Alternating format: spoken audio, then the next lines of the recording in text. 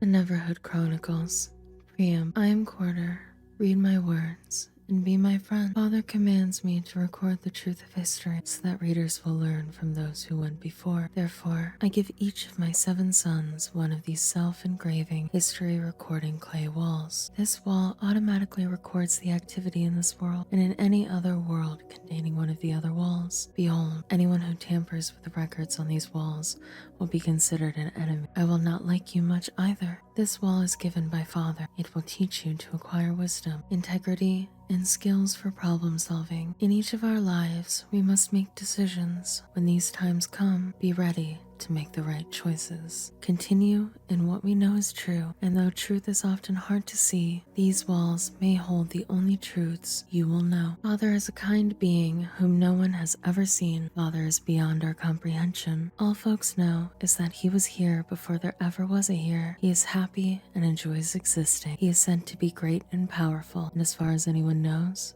there was no one before him. He is from the other side. No one has ever been to the other side, but it is supposed to be a great place where there is peace without death. Quarter is the only being Father has ever made. He has been a good friend of Father's for many aeons. Quarter is the official go-between for all beings and Father, since he himself is a being made by Father. Not much can be learned about Father by looking at Quarter, but if anything is known to anyone about Father, Quarter revealed it. Quarter forged 7 crowns for 7 beings he created for Father to pour his approval on. Quarter left the comfort of Father's presence, pioneer a new world where his beings could make their own place in order to empathize with Quarter.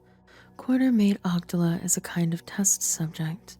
He gave Ogdala a crown, although he did not have a head to set the crown on. Ogdala is a mass of blue gas that is barely self-aware. It is said that Ogdala is the spirit of adventure, since on the day he was made, he left Quarter's homeland, traveling in a straight line without stopping.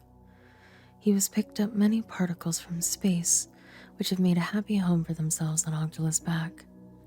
Ogdala is now 1,000,000 times the size he was when Quarter made him, and his inhabitants include the specks of Rillanite. The specks of Rillanite were in constant conflict with the specks of Rod. The specks of Rod cultivated food on Ogdala's back using their own spit. The specks of Rillanite had no spit, but occupied most of the surface of Ogdala. The specks of Rillanite were disgusted by all the spitting that the specks of Rod did, and they did not like stepping in it either. The strife between the specks of Rillanite and the specks of Rod carried on for centuries. The conflict was never physically violent, but there was much whining, taunting, heated sneering, upheavals, and so on.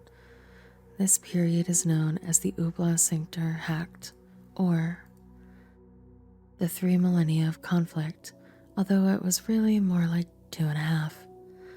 During the Ubla Cinctor Hact, an incident happened that once made all the specks forget their animosity, and at the same time exacerbated the conflict even more.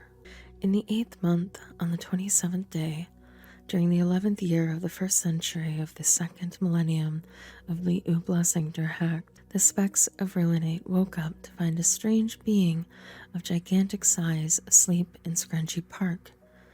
There was a pond by his head where he had drooled while he slept. A crowd of specks gathered around the Titan. As the morning hours went by, the larger the crowd grew, the more the specks talked amongst themselves. The hubbub finally became so loud that the giant awoke and sat up. The giant showed his great teeth and growled at them from deep within his huge body. The specks fed him for fear of being eaten alive. The giant could easily have thrown 3 or 4 of them into his mouth at once. He was very bizarre looking, even for a giant. He was like nothing they had ever seen before. His head had a ring of flesh on it that started almost at the very top, then looped down and joined the head again at the jaw. 3 specks, one on top of the other, could have stood up inside the ring. He had huge lips, which he covered his enormous teeth, while the specks had no lips at all. Above the lips, almost at the top of the face, were 2 ball-shaped things that had 1 dot within each of them. The giant seemed to use them to observe things, since the dots moved and pointed at whomever was speaking to him. His torso was short for his size, while his legs were extremely long. Out of his chest stuck 3 spiked horns. For days upon end, the specks tried to speak of the giant to find out if he was friend or foe. to no avail. His form of speech sounded too low down, deep and loud. It reminded them too much of the rumbling growl came from deep within his body. The specks did not like it, and they did not understand it. They could not even tell where one syllable ended and the next began, and comprehending sentences was totally impossible. To avoid hearing him speak, the specks fed him constantly. The specks of Rillinate did not keep a guard posted where the giant was staying. They could never have overpowered him. In any case, the giant never threatened them. King Rillinite had in mind to win over the giant's confidence so that he might be employed to stomp on the specks of Rod. King Rillinate often went to Scrunchy Park to speak to the giant. He wanted to impress the giant, so he had the best acrobats from the Rillinate circus come to visit him. The king commanded the unicyclist to do loop-de-loops inside the ring on the giant's head, while a high diver did trick dives off his huge lips into a barrel of water at the giant's feet. During these demonstrations of the circus performer's expertise, the giant did nothing but stand still and smile, even while there were trapeze artists swinging from the 3 spikes that stuck out from his chest. The giant stood like a stone sculpture, with a silly grin on his face. King Rillinate redoubled his efforts to continue to try to communicate with the giant, once he saw that the giant would not harm the circus performers as they climbed and swung upon his body. Day after day, the king came out to where the giant was, to try again to communicate his desire for the giant to walk over and stomp on the specks of Rod. The giant smiled a lot at the king. He nodded his head when the king nodded his head. He shook his head when the king shook his head. When King Rillinate slapped his own forehead, the giant slapped his own forehead. When the king mimed walking and pointed in the direction of the kingdom of Rod, the giant stood up and did a dance. King Rillinate was furious. While the giant was still dancing, the king ordered all the specks of Rillinate to throw things at him, since they were feeding the giant all the time. They only had stuff they had at hand was food, so they threw that at him. The giant tried to eat as much of the food thrown at him as possible, but he could not keep up with the furious pace with which the specks were throwing it at him. He turned and walked away from them and headed in the direction of the kingdom of Rod. Since the specks of Rillinate had thrown so much food at the giant, no matter where he turned, he stepped into it. With each step, more and more food gunked up on the bottom of his feet. The specks of Rillinate cheered and clapped and jumped up and down when the giant continued in the direction of Rod. The giant turned back to look at the specks so that they stopped their cheering and got ready to throw more food. But the giant did not come back. He continued on the way he was headed, toward the kingdom of Rod. So the specks of Rillinate had a great celebration. They hoped that as soon as the giant arrived in the kingdom of Rod, he would smush the specks of Rod, who were such a bother to the kingdom of Rillinate. King Rillinate gave a rousing speech. Well, that's that for the great giant. I suppose we owe a debt of thanks to the goofy Colossus, for he will shortly be stepping on the specks of Rod and making so much mush out of them. His immense foot will crush our ancient foe in an instant. Squashed beneath his mammoth bulk, those unspeakable wretches will be reduced to the vile scum that they have always represented. We are now delivered forever from their constant whining, taunting, and hectoring. That feeble-minded Titan is our national hero, a doltish whopper. He shall be the greatest of all the figures in the history of Rillinate. There is none equal to his block-headed enormity on all of Ogdala, but he did finally come through for us. A stupendously dumb gargantua. It is well, nevertheless, that we are rid of him, and I suppose we ought to be thankful that the half-witted behemoth did not stomp on us too. I cannot think of any reason why he would come back here. Can you? Meanwhile, the specks of Rod heard the giant before they saw him. His every step made a hollow drum sound on the debris-covered surface of Ogdala. They gathered into frightened groups, becoming more and more agitated as the booming steps grew ever louder. Finally, they saw him. They saw his big ring head, his big lips, and the spikes sticking out of his chest. But what most impressed them were his feet. Actually, what most impressed them was what they saw stuck to the bottom of his feet. All that food, had he been stepped on, looked disgusting, but the specks of Rod did not know that it was food. The specks stood in stunned silence. They knew that the giant had come from the direction of the kingdom of Rillinate. Their imaginations took over from there. The specks of Rod were convinced that the giant had stomped on the specks of Rillinate and made mush of them. As the giant got closer and closer, word went through the crowd that the giant had finished off the specks of Rillinate and was now coming for their kingdom to stomp on them. Some of the specks ran away screaming, but most stood still, knowing they could not outrun the fearsome giant's feet. Then one speck of Rod started clapping. At first, the specks next to him thought he was crazy, but then they started clapping too. Soon a small group was clapping. The most of the crowd was clapping and cheering and jumping up and down as the giant approached. They had figured that if the giant thought they were glad that the specks of Rillinate had been stumped to pudding, then he might spare them and consent to be their hero. When the giant reached the front of the crowd, they whooped and hollered for a few minutes more. Then the crowd parted and King Rod made his way through to the front. There, before his people at the giant's feet, he made a speech. "Oh, great giant, thank you, mighty colossal allied thing, for stepping on the specks of Rillinate and making so much mush of them. Your immense foot has crushed our ancient foe in an instant, squashed beneath your mammoth bulk. These unspeakable idiots have been reduced to the evil scum that they have always represented. We are now delivered forever from their constant whining, taunting, and bantering. You, magnificent Titan, are a national hero, our necromantical, maniacal whopper. You shall be the greatest of all figures in the history of Rod. There is none equal to your fabulous enormity on all of Ogdala. You, tremendous Gargantua, shall be second only to myself, unless, of course, you would rather be number one. By the way, we thank you, phenomenal behemoth, so very much for not stomping on us too. I can only offer our humble kingdom to you, amazing monstrosity, as compensation for the wonderful deed you have accomplished today. It is not a kingdom worthy of your monumental grandiosity. Of course, you won't like it much. You will probably not like anything we offer you, since it is all tiny compared to your gargantuan size. But of course, anything we have is yours, but I don't know what you would do with it. I say, do you understand me?"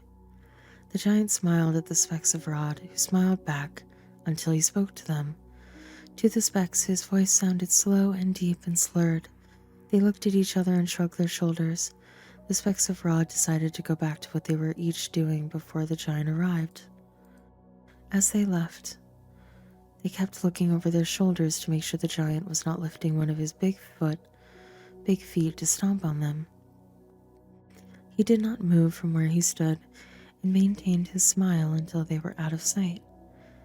The next day, the giant was right where the specks of Rod had left him, only he was sitting.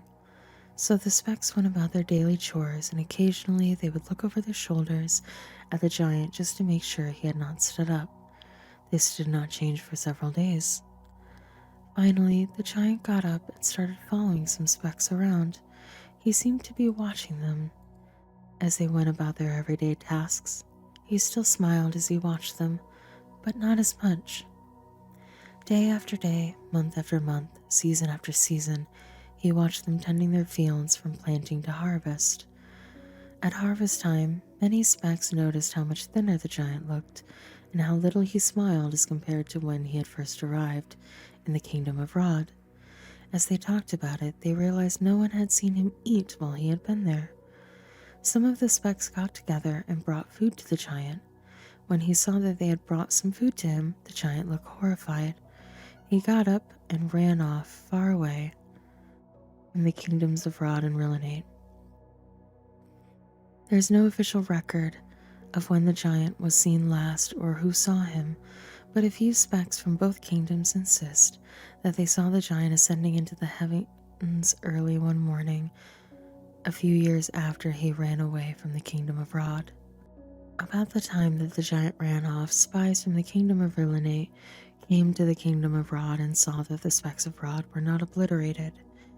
They noticed that their enemies were not even bruised a little. This report went back to King Rillinate, who was shocked and upset that once again the specks of Rod had foiled his own speck kingdom. He ordered a delegation to go up to the kingdom of Rod and meet with the delegation of the specks of Rod. When the delegation of Rillinate arrived at Rod, there was much shock and agitation. "You are supposed to be squashed," said the representative of Rillinate. "Well, you are supposed to be squished," said the representative of Rod. Tension rose and accusations flew. Each side blamed the other for making their king's most famous speech a pack of lies. The delegation gave messages to each other to take back to their representative kings about how there could never be peace between the two kingdoms. As they left the meeting, they all thumbed their noses at each other. The Ubla Sanctor act was back in full swing. King Rillinate grew tired of the thousands of years of bickering between the specks and King Rod's specks. In a desperate move to bring about a day of peace, he asked for a secret meeting with King Rod at the center of Ogdala. In the 34th month, on the second day, during the 80th night after the 89th year of the 5th century of the 3rd millennium of the Ubla Sanctor Hocht, the kings met. The two kings reasoned for 2 weeks, trying solutions that were fair for both kingdoms, but to no avail. Meanwhile, Ogdala himself had grown so tired of the angst he felt on his back that he spread all of the specks of Rod to one half of his back and the specks of Rillinate to the other half of his back. In a violent quake, Ogdala split into two beings which floated independently from each other. The only problem was that King Rod ended up on the half of the back with the specks of Rillinate, and King Rillinate found himself on the half of Ogdala with the specks of Rod. King Rillinate was at first mistaken by the specks of Rod as King Rod, but he quickly corrected the specks of Rod, announcing that he was King Rillinate. The specks of Rod immediately cut him into tiny pieces and fed him to their young. King Rod, however, told the specks of Rillinate that he was indeed their king, and since few specks of Rillinate had ever seen their own king, they believed him. Eventually, King Rod had the specks of Rillinate build him a large castle which housed his children, who were half speck of Rod and half speck of Rillinate. King Rod, posing as King Rillinate, lived to see his specks harmoniously blend where it was previously thought impossible. The specks of Rillinate did not cultivate food on Ogdala's back using their own spit like the specks of Rod. Instead, they rubbed their heads on the fine, hairy grass-like particles that had attached themselves to cover the Rillinate portion of Ogdala's back. The rubbing caused static charges to build and build until small arcs of lightning flashed off the specks' heads. Ogdala's blue gas in the immediate area of the arcs of lightning reacted by turning into bite-sized cubes of lime-flavored finger snacks. This was the sole source of food for the specks of Rillinate. Every 247 days, this was 1 year for the specks of Rillinate, chosen arbitrarily because they did not have seasons, the specks had their annual feast, which was called the Phalange Jungi. The great day began with a concert of rubbing, where the entire population of Rillinate, young and old alike, rubbed their heads on the hairy particles until they collapsed exhausted, unable to lift a limb. About 3 hours after this frenzy, some specks regained enough strength to shakingly pull themselves upright.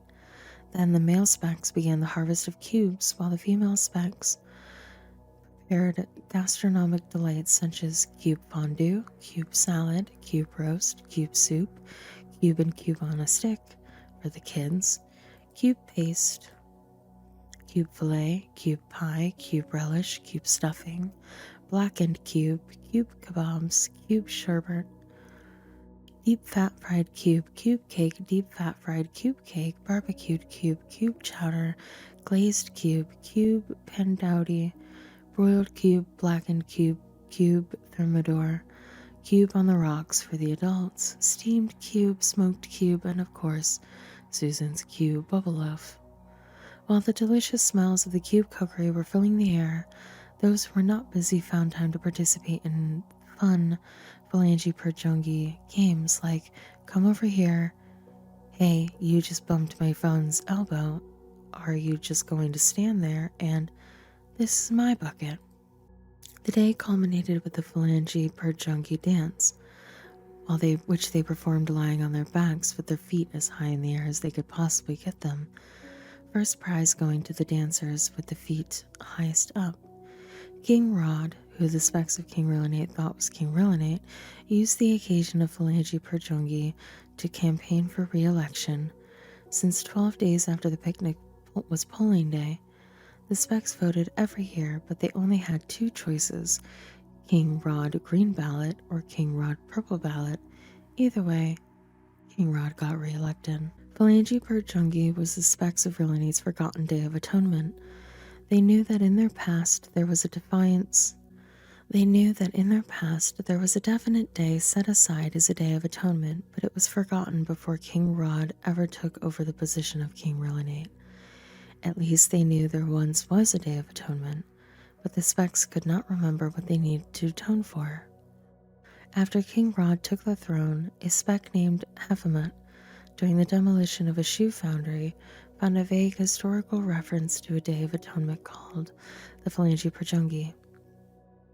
The king's advisors advised that the king to declare a new Phalange perjongi and to have the marketing department think of some fun things to do on it. No one could think of anything they needed to atone for, so the day is mostly remembered for the annual feast or for the dancing thing. The specs of Rillinate determined when one day was over and a new day had begun by having the Day of Determiner hold the Determiner stone out at her side at arm's length. When that day's Day Determiner could no longer hold her arm up, the day was declared done, and the next Day Determiner took up the stone. Being Day Determiner was a prestigious honor, but no one she-spec was allowed to do it more than once a year. Rillinate specs married in threes, 2 grooms and a bride, or 2 brides and a groom. In either case, the spouse with the 2 counterspouses had to alternate every day, being spouse to one, and then the next day to the other. Each spec year was the sequences renewed, starting with the spouse who was shorted by one day the previous year. The marriage ceremony of Rillinate was short and simple. The 3 specs went before the king on the assigned day of their marriage appointment. Each stated their vows, which consisted only of a promise to abide by the custom of spouse alternating and a promise to never get ugly. The vows were repeated in this way. The king said to each spec in turn, "Do you promise to never get ugly?" To which each responded in turn, "I do." Then, in the case of 1 groom and 2 brides, for example, the king said to the groom's spec, "Repeat after me. I take you to be one of my wedded wives, and you to be the other of my wedded wives." Annulment usually stemmed from one of the 2 brides or one of the 2 grooms feeling slighted because he or she was not the first one named in the vow. Divorce usually stemmed from one spouse being cheated out of his or her fair share of marriage days on leap year, when an extra day went to the spouse who then renewed the New Year's sequence. Corda made his next being with a form closer to his own. He attempted to duplicate himself, but because he was not as good of a band builder as father, the being was not quite a perfect duplicate. Bert was given powers of speech and reason, but he could not grasp that he was different from Quarter. He thought he was Quarter and instantly made 7 of his own crowns and started making his own people in his own image. Because Bert was an even worse being maker than Quarter, each generation looked worse and worse. By the last generation, Bertbert's beings were not even alive. They just looked like blobs of meat. The lineage of Bertbert. Empowered by Quarter to create, Bertbert believing that he himself was Quarter, begot another Bertbert. This second Bertbert begot Breadbad, a weak attempt at Bertbert, but with a speech impediment. Breadbad was a wise being, the most wise of all, it has been said, although no one knows exactly who said that, but it stuck. He did not write down any of his wisdom, but his son, Bridabrack, the literal transcribed Breadbad's lectures. The wisdom of Breadbad, the son of Bertbert, the son of Bertbert. I am not good by nature, nor am I naturally happy. But if I fall, it is a fault of my own, not my mom or pappy. I have been the witness of 1,000 fallen. For this, I am not fortunate. For me, it is a torture mate. It is torture-knit? I ponder these till I am withered and sullen. Power is pleasant, if served under glass, or eaten like pheasant, causing my voice to rasp. The killer be killed, the dancing man stilled, when bees of plenty sting my heart many. I emaciate, thinner, thinner, thinner. Found are the 3 ways of Babylon. I fear. It eats itself like a snake down a hill and finds nourishment there. The bigger it gets, the more it eats until it is everywhere. 2. Greed. Unlike fear, it shrinks until the snake is something small and despicable, smelling like a torch when mixed with hair. Vanity. Is the snake thinking he has strong legs that can jump the stream? He floats belly up when caught in this snare. I will share with you my comings and goings if you will listen. You will join me on these journeys if you hasten. You will perish if you do not. Breadbad, having no point of reference but himself, begot Bridabrack, the literal. He begot Bickback. Bickback was thin for his age, and his peers mocked him for the purple and green skin splotches that covered his body. Once a large crowd of descendants of Bertbert had formed, poor Bickback has made to sit in the back. He tried to hide his sadness by pretending to enjoy the back of the crowd. It was there that he met the rest of the back of the crowd. They were pitiful beings suffering from physical maladies almost as bad as his splotches. A distant cousin named Hiphis offered to stand behind Bickback so that it would seem like he was not in the absolute back of the crowd. But Bickback chose to emulate the cruelty of the rest of the group by pointing out Hiphis's abnormality, a tiny second head growing from his palm. He sang a song about a thing with a thing hiding in its palm. Everyone laughed at Hiphis for a while and praised Bickback for his entertaining and funny verse. Hiphis confronted Bickback regarding this display of cruelty, but Bickback sang the song again until Hiphis ran home crying. The crowd acknowledged that Bickback was witty, but they still could not let him go to the front of the crowd because of those awful splotches. This gave Bickback an idea. One morning, Bickback went to great lengths. His splotches. Using some dust, he coated himself, until finally his peers found him beautiful. They quickly escorted him to the front of the crowd, where he was commanded to write more songs about the beings in the back of the crowd. Bickback wrote songs of cruelty and prejudice about them all. All, that is, except for one in the back row. He hoped that the front of the crowd would not notice that he was intentionally overlooking his brother, Little. who was not a word I'm going to say, and therefore the most back of the whole back row. But alas, someone noticed. "Now, Big Back, let us have a song about Little," the crowd screamed. They figured that Big Back was saving a song about Little until the end, since it would be the funniest and easiest to write, given the subject matter. Big Back looked across the crowd at Little, who could only stare at the ground. Little was pitiful in his brother's sight, and Big Back hated him for not being perfect. Big Back walked over to his brother, who was drooling and looked very stupid. Little recognized his brother and decided to hug him hard the way he always had. Little reached out and hugged Big Back, saying, "Little like Bix." The crowd roared with laughter at Little. They found his audacity to touch someone from the front row typical of his level of stupidity. Embarrassed, Big Back threw Little to the ground and called him an animal. Little was shocked and began to cry. Big Back looked down at his drool-covered arms. The drool had wiped away some of his dust covering, exposing the horrible hated splotches. Big Back openly wept face down on the ground. Little crawled over to him and held him. The crowd was uncomfortable. No one knew what to do.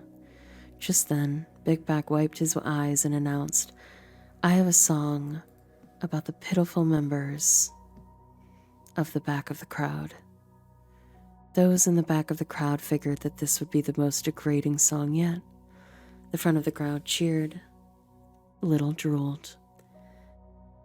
Big Back sang in a voice as beautiful that to this day no song has been written to compare. This is what he sang. "In this life I found one thing. It is pity incarnate of which I sing. You have been told about the back of the crowd, and I repeat it plenty loud. That they are animals to be accused, as hapless freaks which we shall use as ladder rungs for our speedy ascent to the front of the crowd, where we'll invent a strict system of attractive and not. On which side of the net will you be caught? Align me, please, with the crowd's back. The front can for what I care go back, with their own standards based on their small group. If given the choice between accepting many or few, I will love the different and accept the whole crowd. I will sing of my world long and loud. In my world I say that we the low be tall, and so Brother Little is greatest of all." The entire crowd fell silent as Big Back walked over to his brother and held him. He whispered in Little's ear, "I'm so sorry. I've been a big fool." Little still just drooled. Some members of the crowd heeded Big Back's song and embraced the entire crowd. Others did not and made it their full-time concern to reestablish the lines between the front and back of the crowd.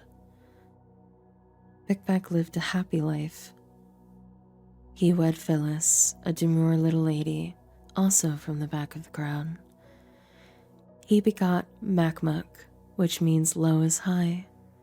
Macmuck begot Macmac, who begot Macmac, who begot Macmac, who begot Macmac, who fashioned a two-sided being which included both genders, male and female, one on either side. It was a colossal being named Mammer, who was very proud indeed. It considered itself absolutely complete, lacking nothing, and independent even from its creator, Macmac. Macmac could not stand for such conceit, so he made a huge crowbar with which he pried the being into two parts, a male being named Mean and a female being named Mavi. It took all of Macmac's strength to pry the two halves apart, and when Mammer finally split, It sent the crowbar hurtling out into space. As soon as the two half-beings saw that they were no longer a singular whole, they started trying to put themselves back together. Again, they had been trying to put themselves back together ever since. Mammer, or Min and Mavi, then begot Mamet, and the sons of Mamet were Mamuch and Marzim and Matup and Manik, and the sons of Maumuch were Mabis and Malivia and Magbis and Mamar and Masetbis, and the sons of Mamar were Mabesh and Maded. Now Maded became the father of Moramini, who became the mighty florist in his town. He was a mighty florist before Quarter, therefore it is said, like Moramin, a mighty florist became a Quarter. And the beginning of his kingdom consisted of Daisy World and Rosebud and Tulip Crime in the land of Ranish. From the land he went forth into Malpitas and built Hivani and Hoot and Resinessen between Hivani and T, that is the great city. What am I even reading? And Moramin became the father of Midal and Mimana and Mybel and Myhotfin and Misurtha and Myholsik, from which came the peons, and Murlfok and Mixmath, the evil twins. The Misurthat became the father of Modus, his firstborn, and Mathbath, and the Corgenitis, and the Lolomen, and the Philodendrites, and the Shrub people, and the Clay Wanters,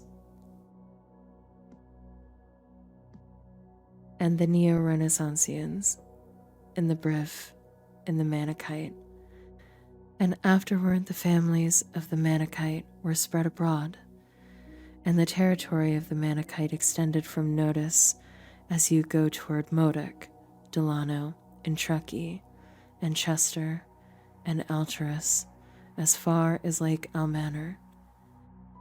So these were the sons of Mamet according to their families, according to their languages, by their lands, by their nation. Modus then begot Mamin, who decided to wear a purple hood instead of a crown. Mamin begot Mane, who liked hoods a lot, but hated his father's purple hood.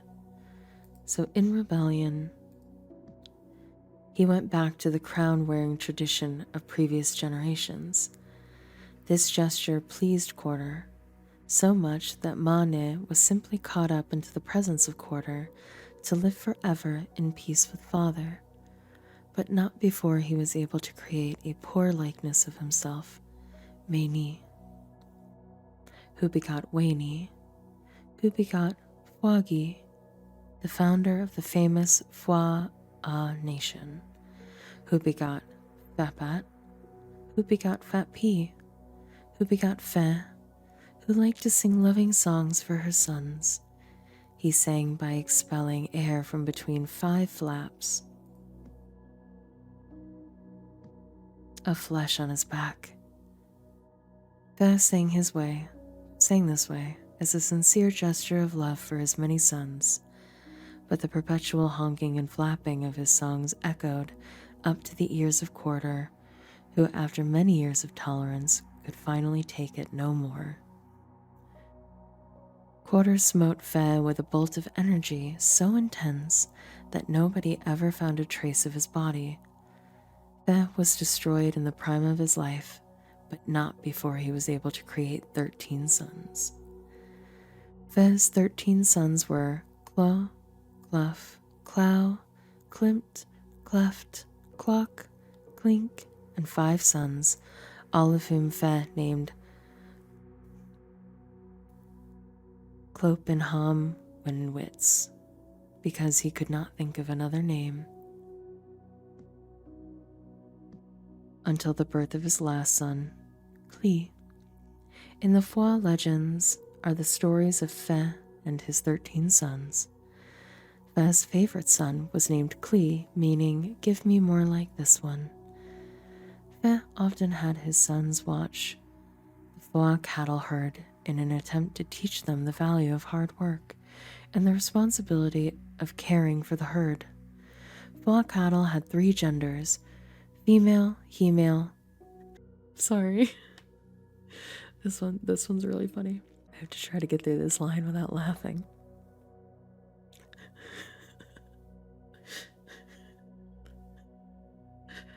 Okay. I'm a professional voice actor.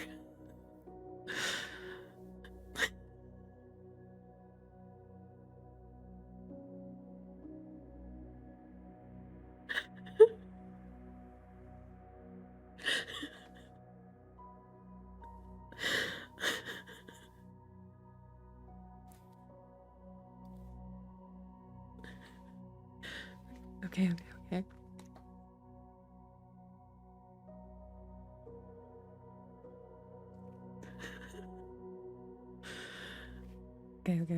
Okay. I can do this.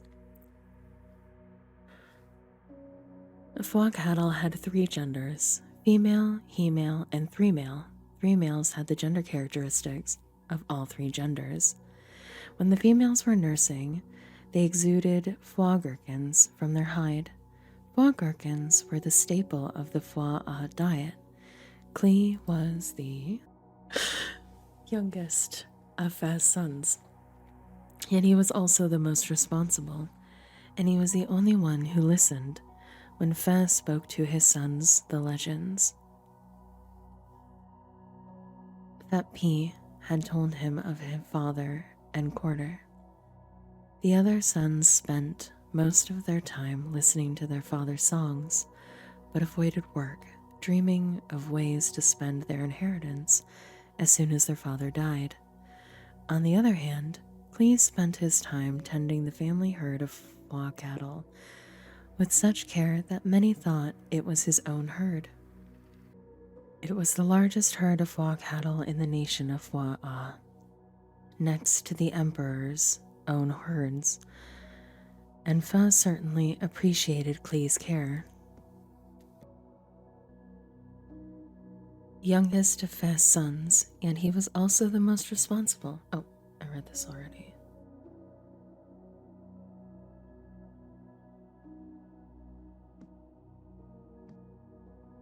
To show his appreciation, he slaughtered his finest Foix calf and had the hide made into a fine pair of shorts for Clee. Fe's other sons considered Clee an obstacle to their fun, so they started spending a portion of their time planning ways to get rid of him. When Clee was out herding the Foix cattle with his brothers, he would often bring back a bad report of his father, of how the other sons abused the herd, and often secretly sold foie gherkins for their own profit. Clee boldly told his brothers that while they were dreaming up ways to avoid work, he was dreaming of being emperor of Foix. This got on their nerves, and after much plotting, they did finally came up with a plan to get rid of Clee. When he came out of the plains of Chopin to check up on them, they grabbed him and sewed him and his fine shorts to the back of the foie bowl.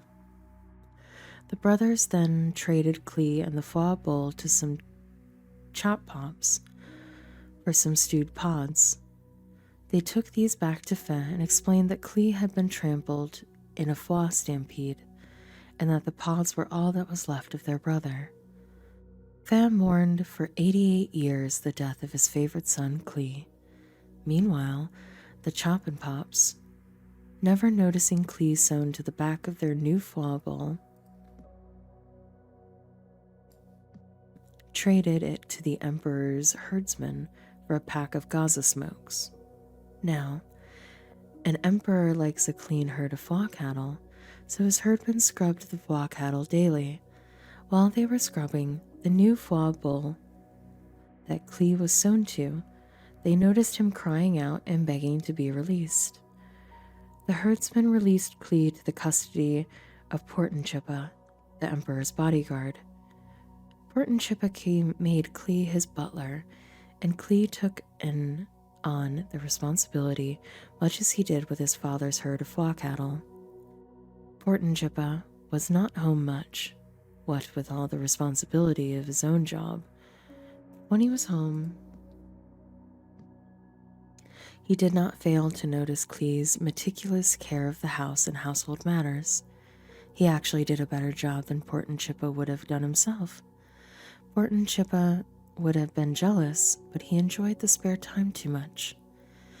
In these days, each time Portinchippa had been out on one of his many trips away from home with the emperor, his wife Pettenpippa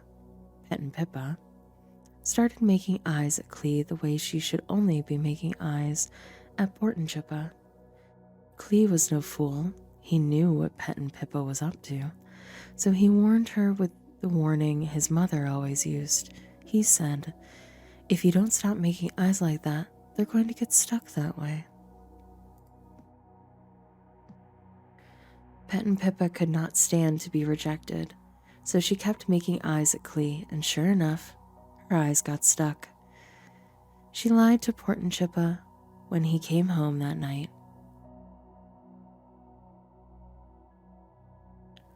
And told him Klee had dressed up like Portinchippa just to get her to make eyes at him.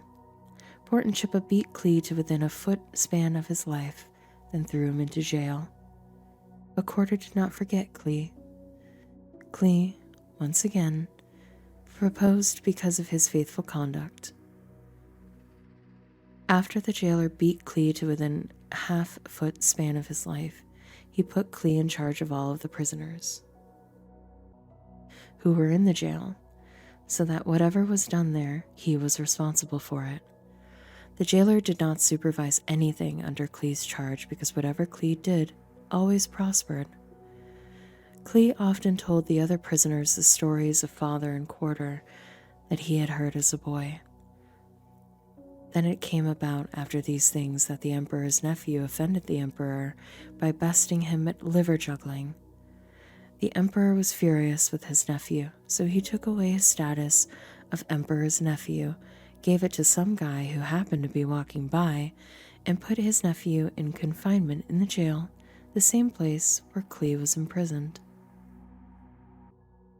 And the jailer put Klee in charge of the emperor's former nephew, and he took care of him, and he was in confinement for some time. Then the emperor's ex-nephew, who was confined in jail, had a terrible time sleeping one night. He tossed and turned all night long.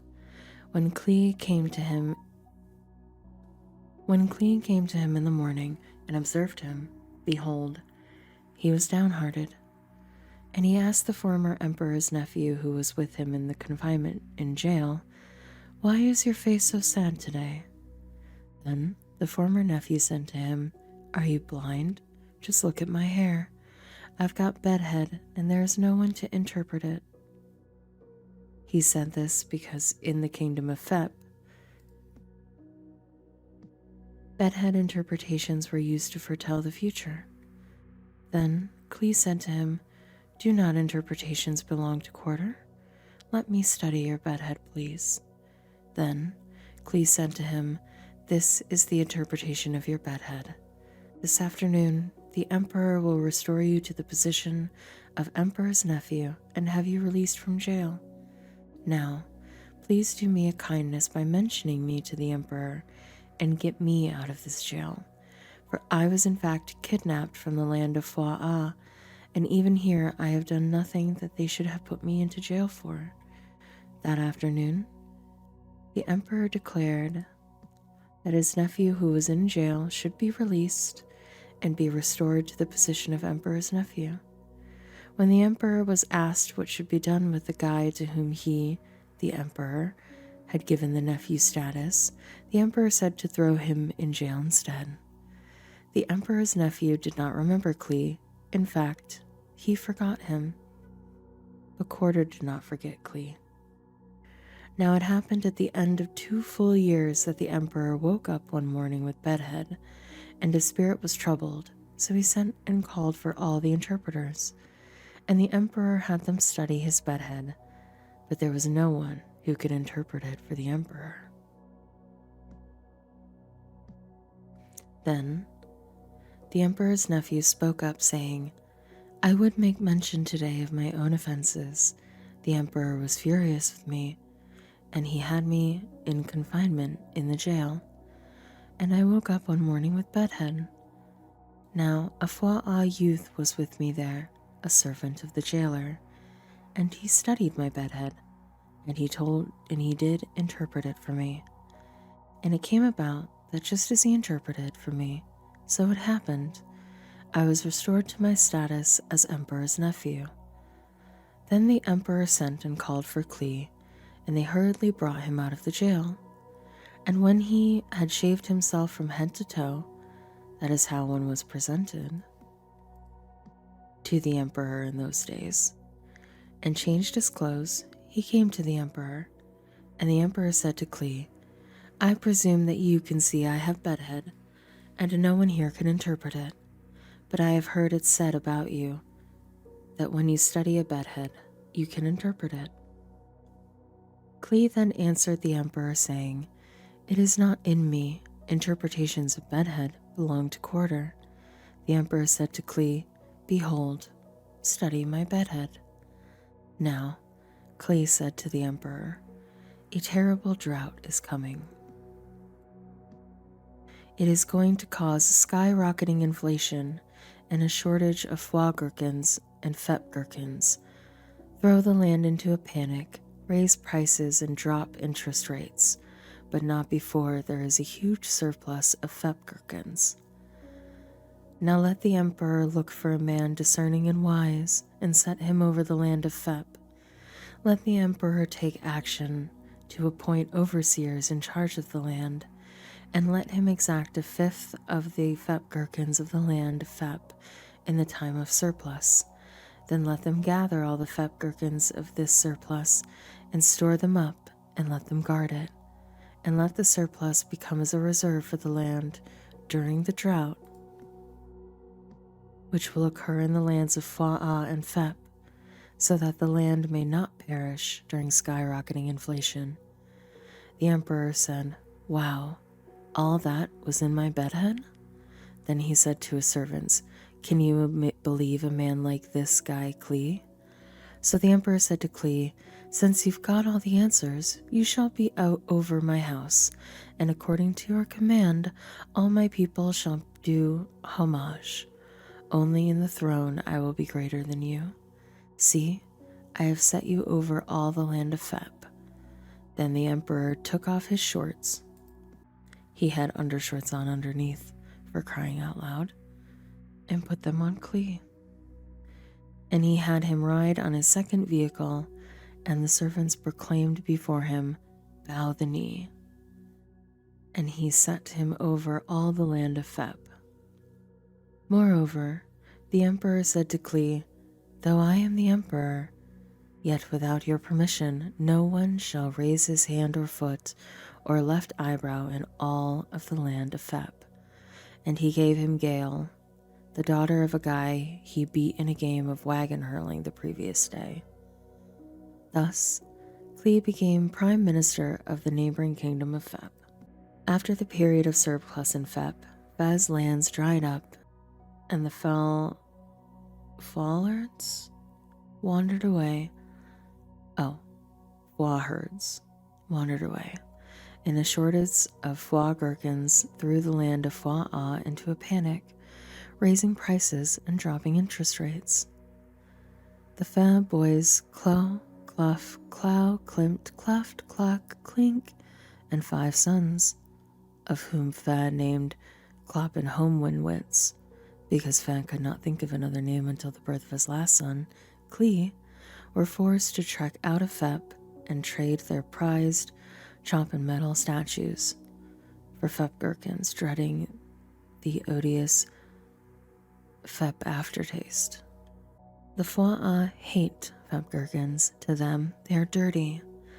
The foie are so conditioned to despise fat gherkins that just thinking of the fat aftertaste causes a physical reaction. Simply seeing a fat gherkin has been known to cause a foie to go pale and become woozy. The odor of fat gherkins sets off the gag reflex. It is common to hear a foie gentleman say, "I'd rather eat the refuse of my worst enemy than eat fat gherkins," to which another might respond, "Oh yeah? I'd rather poke myself in the eyes with 6-inch rusty spikes than eat a lousy fat gherkin." To which another might reply, "Well, I'd rather eat my own head innards after they've been sucked out through my eye sockets by a great naturally occurring vacuum than eat fat gherkins." Still, another might say, "I'd rather have a full body massage from a servant girl named Hella than eat fat gherkins," to which everyone would respond, "Huh?" If a foie wants to insult another foie, your popular saying is, "Your mother eats fat gherkins." It is considered very naughty behavior for foie youngsters to even talk about fat gherkins. The controversial foie comedian, Ludi Kincaid, once performed an entire live routine of nothing but fat gherkin jokes. Of course, it was an adults-only performance, and was banned in most towns. All the people of Foix, included Fe and his sons, realized that they would have to choke down the fat gherkins and most likely vomit a few times after eating the first 3 or 4, or face certain starvation. Now, Cleve was ruler over the land.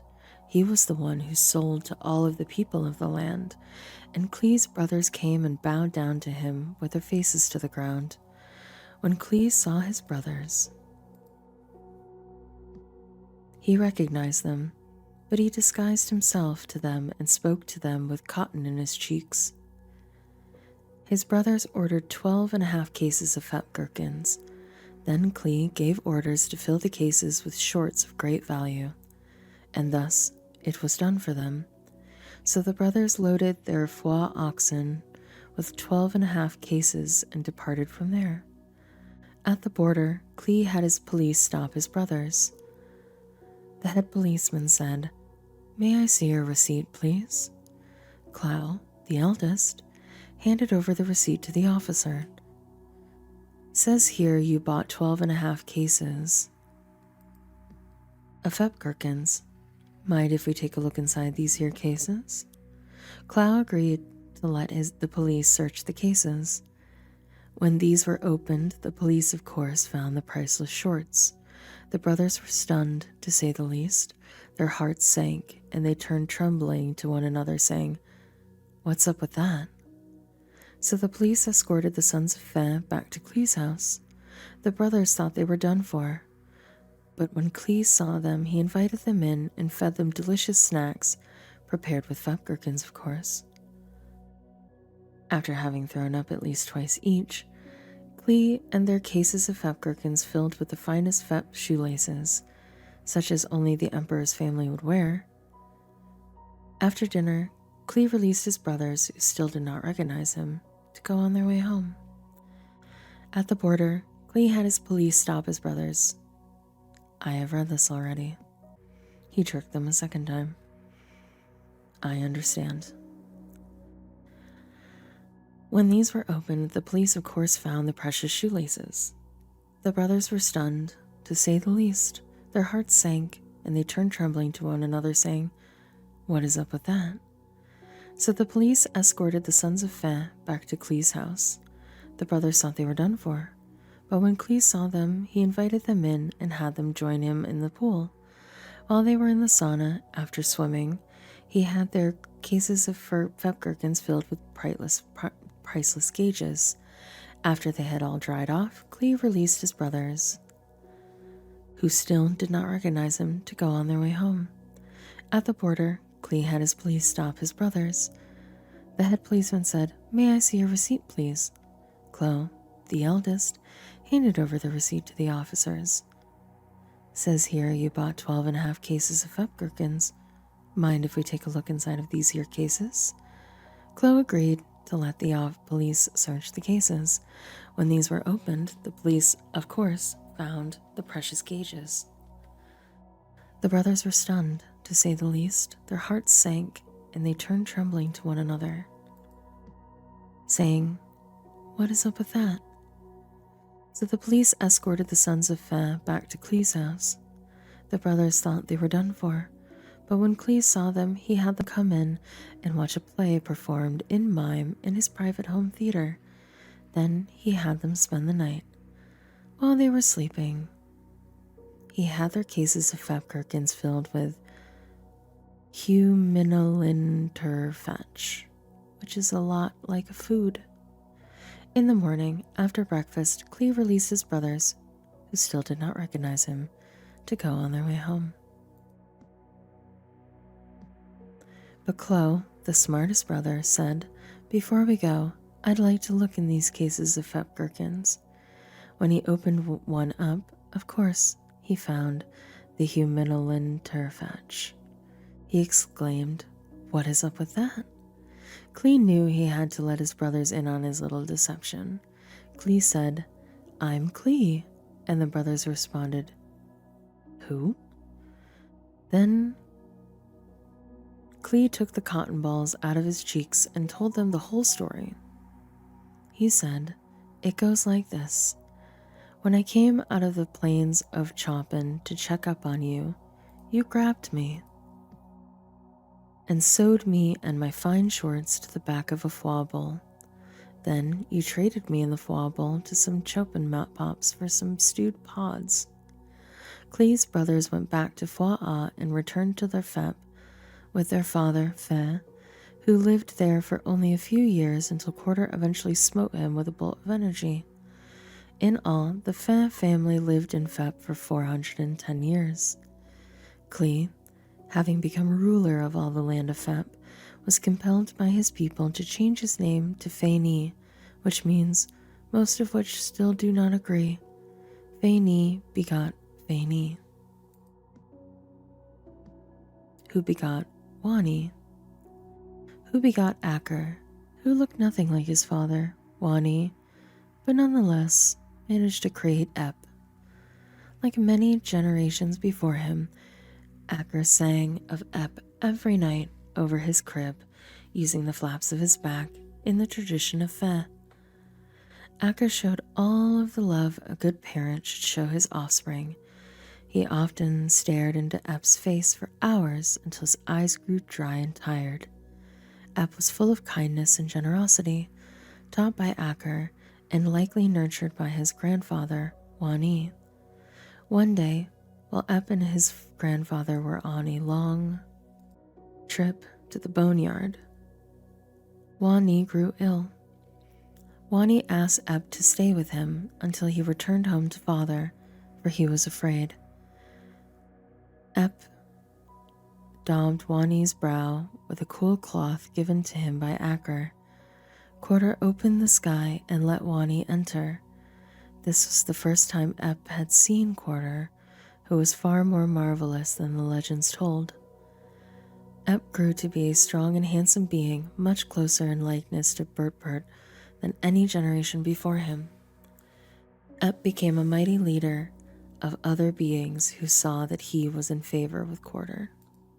Just as everybody thought that the whole each generation gets worse thing had finally turned around, Ep's own creation came out looking like a pile of something badly burned. So he named it was not alive, so it could not begot anything. Sorry, I had to take a drink and give my voice a little bit of a rest. Numeron. Quarter decided to make a being of greater substance than any of his previous creations. Numeron looks like a pile of cubes. He was obsessed with being sensible and correct in everything, following the rules to the letter. Numeron rarely did anything on his own without asking Quarter for his explicit directions. Numeron loved his crown and wore it with much pride. perhaps a little too much pride. He made 300 duplicates of himself, whom he would boss around all day, every day. These were some of their genealogies. The firstborn of Numeron was Nabris, a clone of Numeron. The firstborn of Nabris was Thobobin, the similar, then Thebda, Masbin, Mishmash, Hamda, Bim, Dad, Emat, Juder, Biggie Fish, Shiban, and Hamdek. These were the sons of Nabris. And the sons of Thobobin were Narmes, Chok, Gok, Wim, Nibai, Ichiich, Kashi, and Chipchap. And the sons of Nibai were Abesh and Naded. And the sons of Ichiich were Haph and Ref.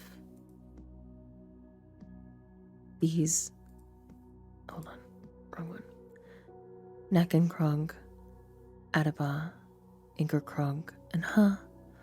All these were the sons of Thobobin and the similar. And Numeron was the father of Numeron Jr. The sons of Numeron Jr. were Limimba and Supamnupa. The sons of Limimba were Zephile, Loiter, Shohorf, Malagasket, and Harok. The sons of Zephile were Namit, Ramo, Iphaz, Magtag, Rennick, and Enmit, and Kalama. The sons of Loiter were Thahan, Herpenbarben, Hamash, and Shasha. And the sons of Harpenbarben were Pies, Bud, Lababunki, Nobiz, Hana, Nosh, Noshbagosh, Rees, and Nashid. And the sons of Bud were Iro and Mamohi, and Nodal's sister was Annie Nit. The sons of Noshgosh were Alan, Nanibiz, the, Labi, Yif, and Mono. And the sons of Nanibiz were Haxakina, Gik, and Sot, the nephew of the. The son of Sot was Knock, and the sons of Knock were Narm, Nab, Narthi, and Nar, and Rees. The sons of Rees were Nalbo and Nazazanadab.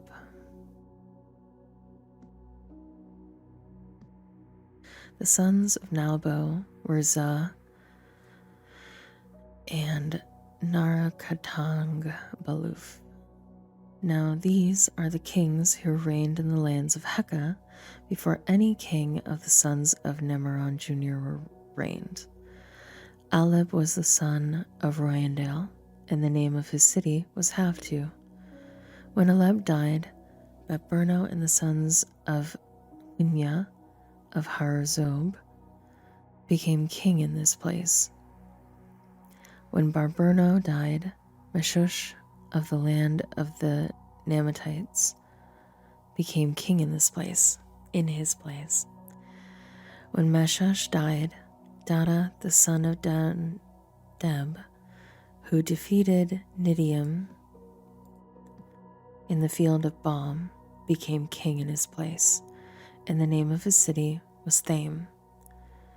When Dada died, Bahalo of Hekersim became king in his place. When Pahalu died, Ui of Thought by the river became king in his place.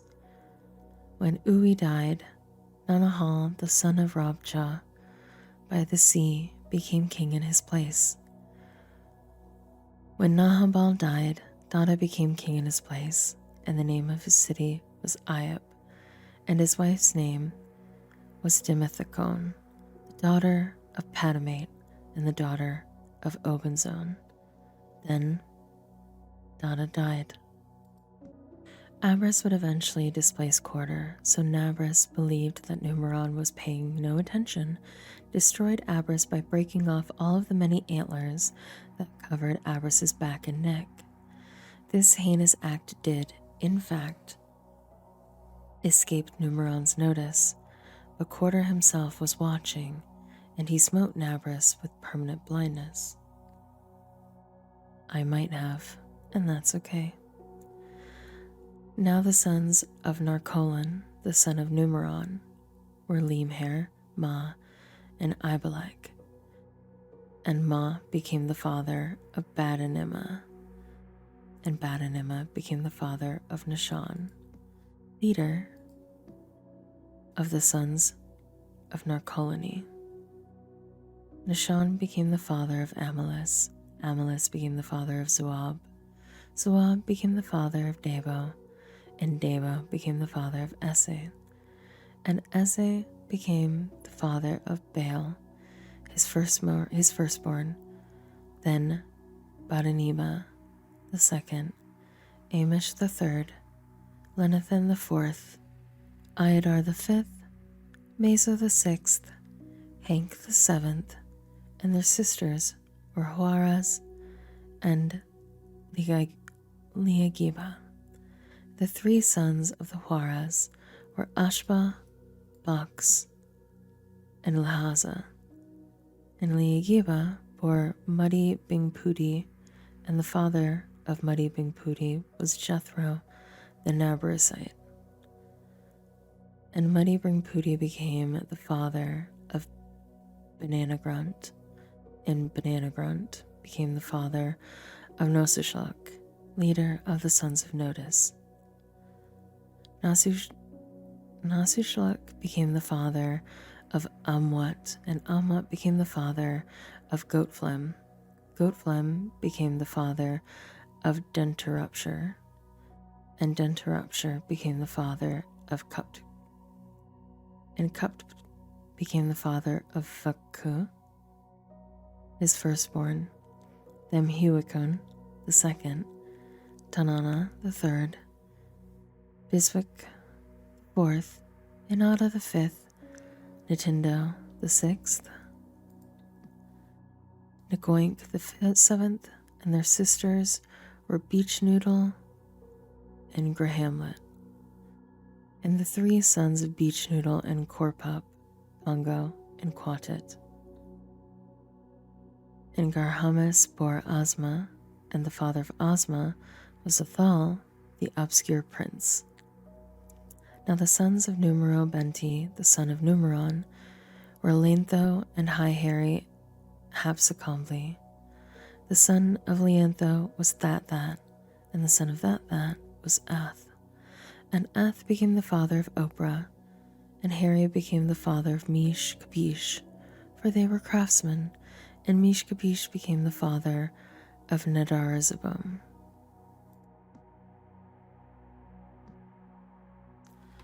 Numeron was the father of Neron. Neron became the father of those who dwell in 8 by 14 foot thatched huts and use pygmy shrimp swabs, and his brother's name was Neron, whose food had to be pre-chewed by Neron. Neron became the father of all those who celebrate in Numeron's birthday parade, playing the Pinkercrogs and the Nikoilabong. Numeron became the father of Numbi. Then Numeron became the father of Nasak the Great, and Numeron was the father of Kilfax, who just sat there. One year, Numeron lost half of his beings off of a cliff. They were on one of their morning marches when the ground fell out from under one of the leaders, and half of the others followed before Numeron noticed their peril and was able to convince the rest to turn back. The 150 beings marched straight off the cliff. Not all of these perished. Many were some of Numeron's hardiest creations. The two that were the strongest and came through the fall most intact were Numbi and Nasak the Great. The fall landed Numeron's beings in the trench of Aramus. There, Numbi and Nasak set up kingdoms, the twin kingdoms of Numbi and Nasak. This did not go unnoticed by Numeron. He saw that as soon as the surviving beings thought that they were outside the presence of Numeron, they forgot him and his world. They began their own societies. Numeron observed their wickedness and saw that it was great. Numeron was sorry that he ever made any beings at all. He said to himself, "Not only do I have to keep cracking the whip, so to speak, over these beings night and day, but to top it all off, as soon as I am out of their sight,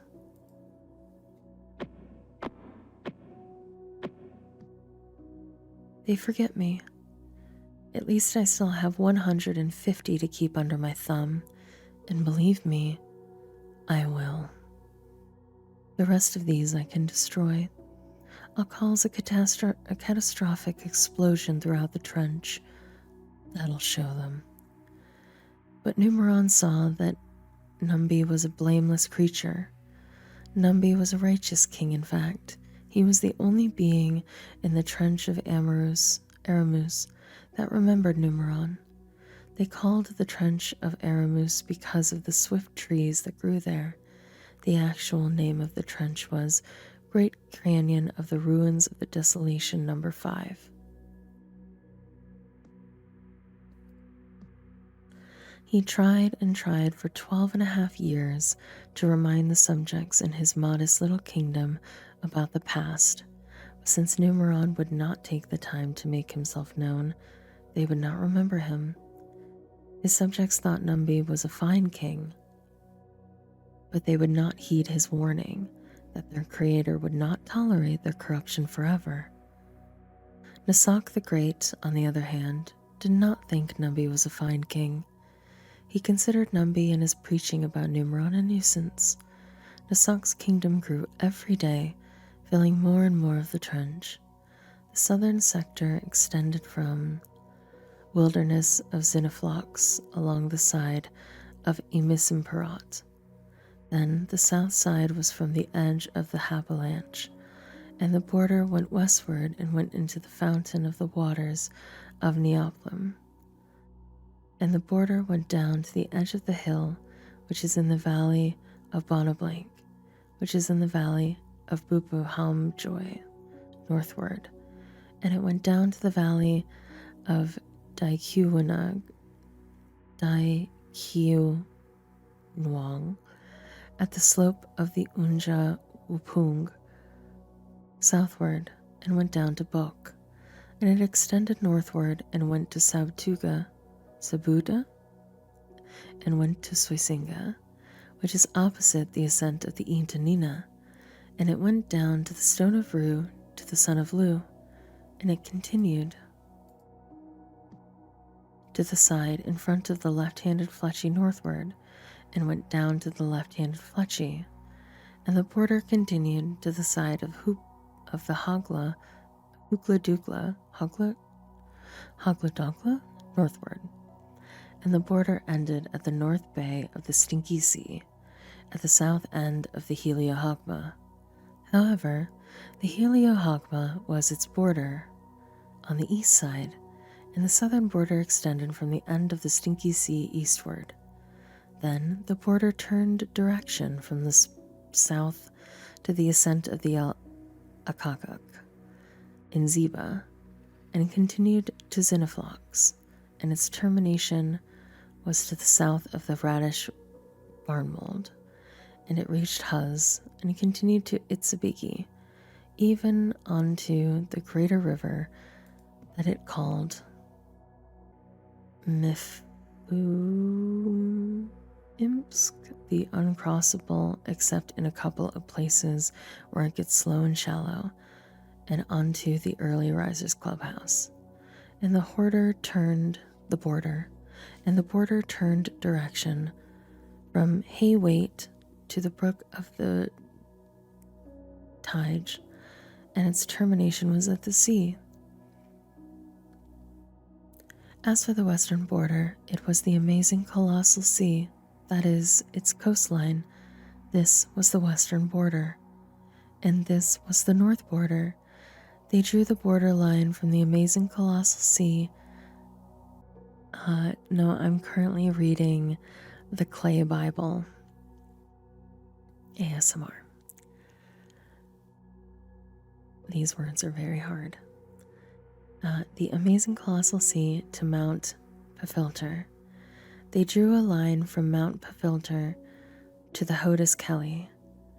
Then the border went up to the side of Intma on the north and went up through the hill country westward.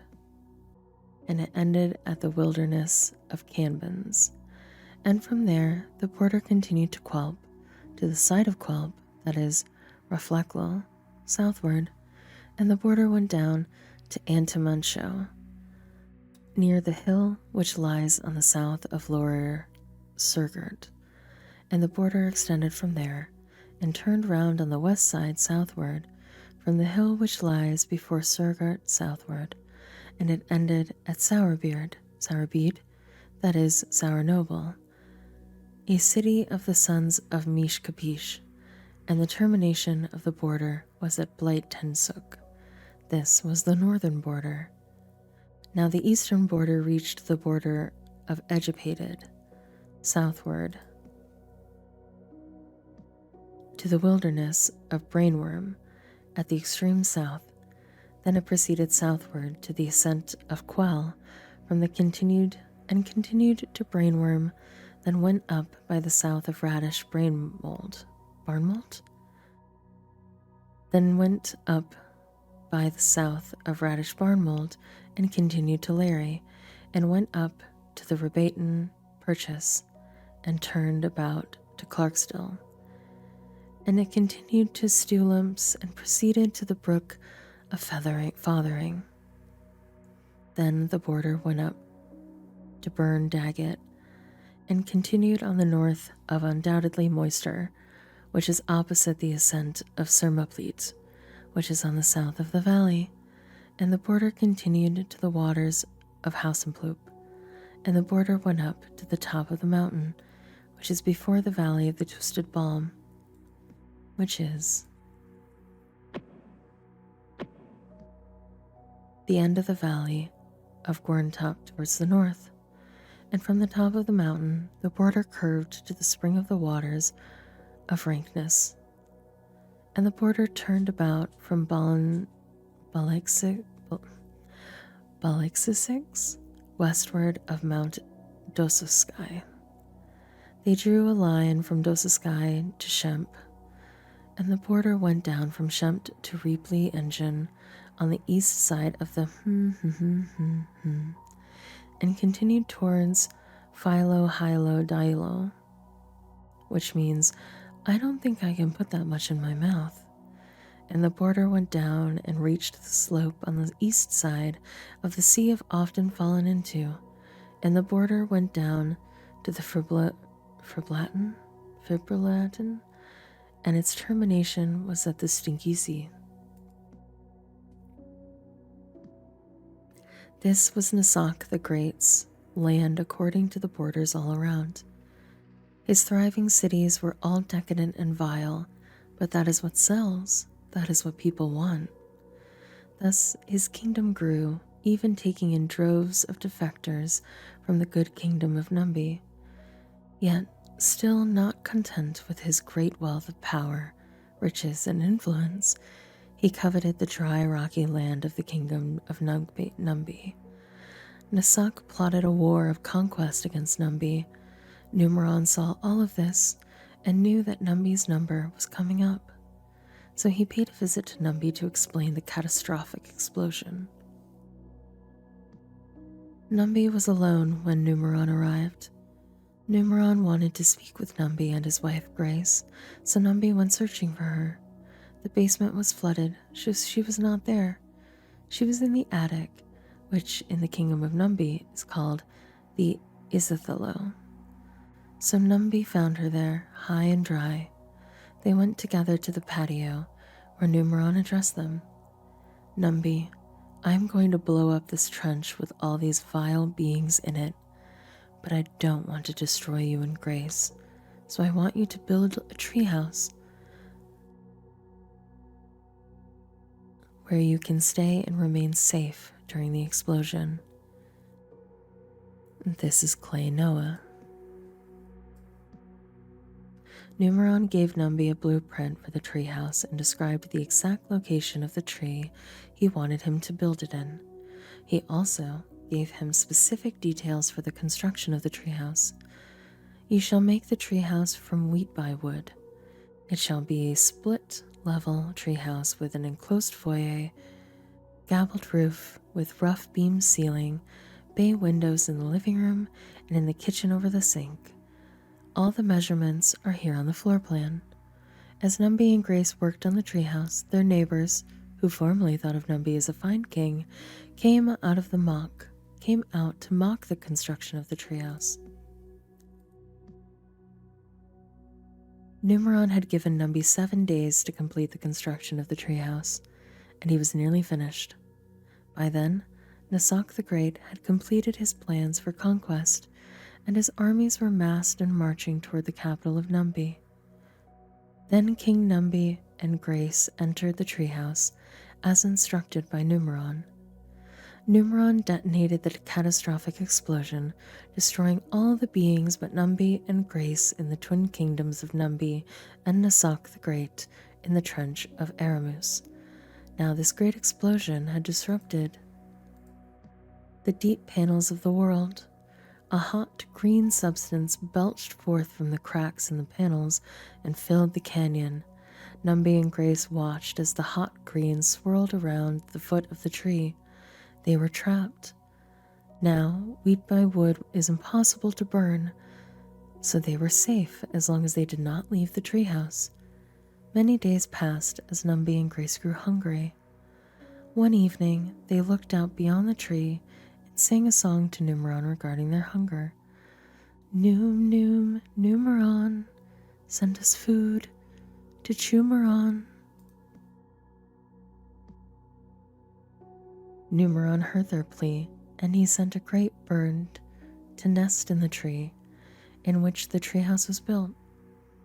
Every morning, the great bird laid a giant egg, which landed in Numby and Grace's bed. They gently cracked the eggs open to find 5-course meals prepared, complete with a fine linen tablecloth and brass candelabra. They lived this way for many days, until the hot green cooled to become just green.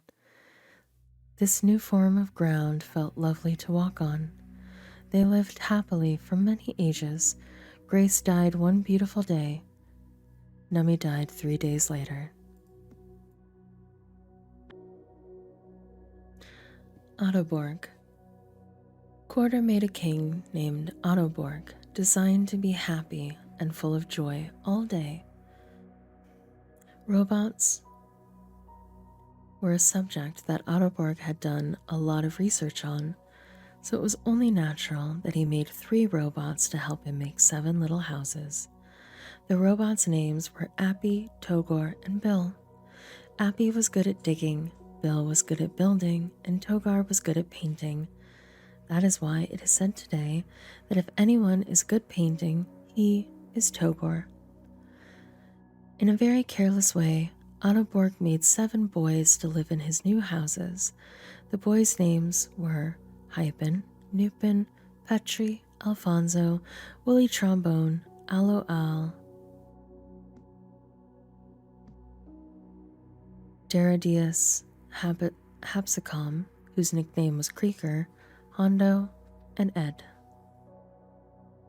Ottoborg's sons were easily identified by the loop formed on the top of each of their heads.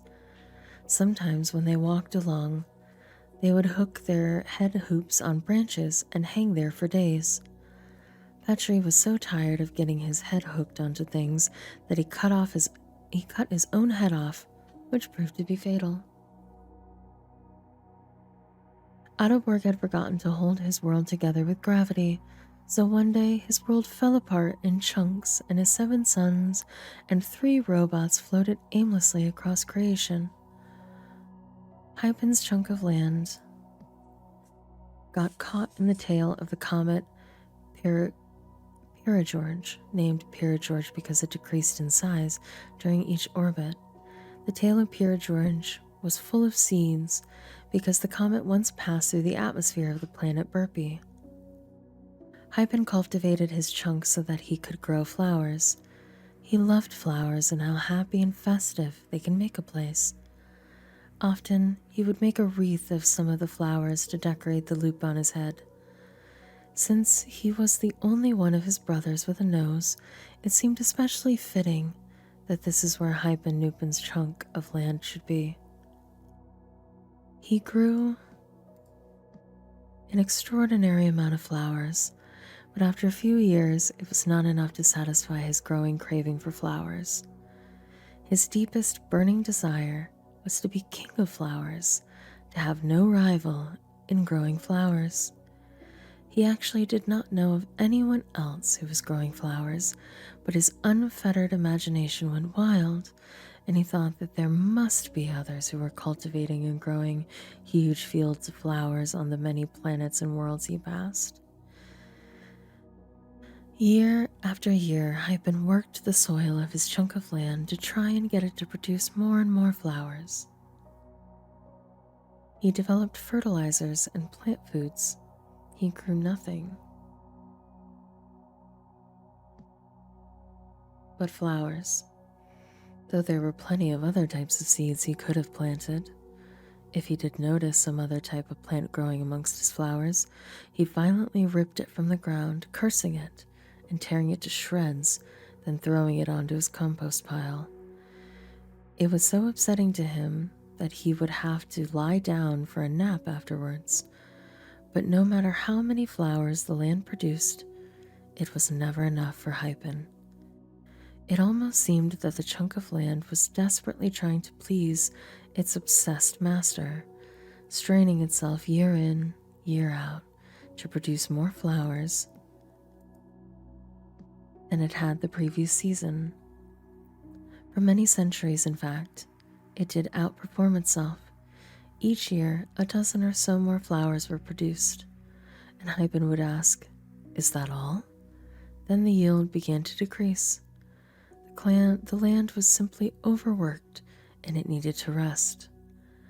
Hypen reacted by pressing the land harder and harder to yield more.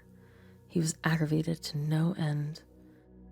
The more he did to increase the yield of flowers, the less the land was able to produce. Eventually, as each season went by, the yield decreased first 10, then 100-fold, and so on.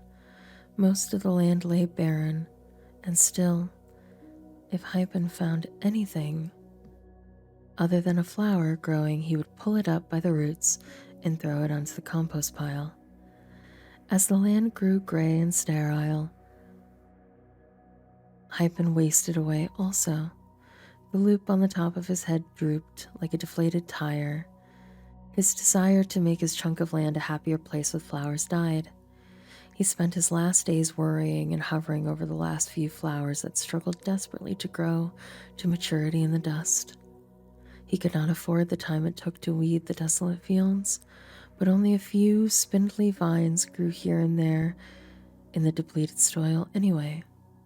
When the last flower died, so did Hypen Nupin. Willie's chunk of land flew off into space, with Willie still inside his little red-roofed house. Otto Borg never saw Willie again. What Otto Borg did not know, which this wall does, was that Willie's chunk of land drifted into the most dangerous part of space. You see, there were these nasty creatures called Victoids that flew about looking for food. Victoids have a giant, nasty mouth full of giant, nasty fangs, and of course the hair that they were covered with was nasty. Anyway, 4 Victoids stumbled upon poor Willie Trombone, who was alone just floating through space for quite some time. Willie, being the friendly type, held out a friendly hand and beckoned them.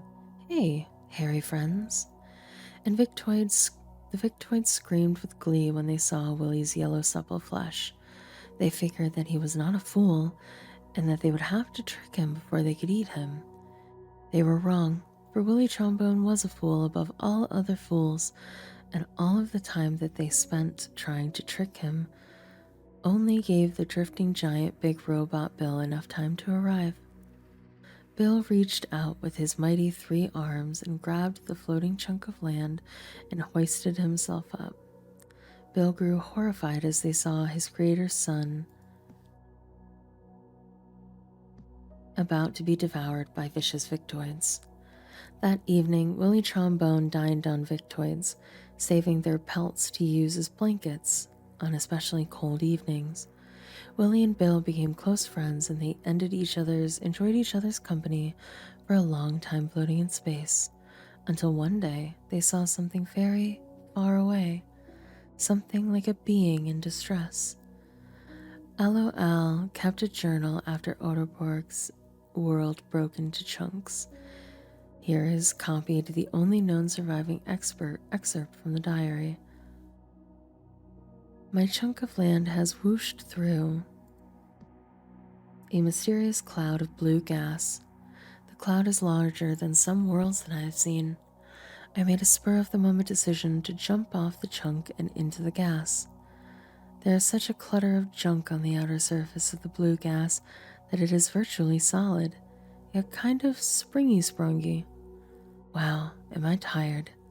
I think I will lay myself down to take a snooze on the junk that clutters the surface of this blue gas, for I have not slept since before Ottoberg's world fell apart.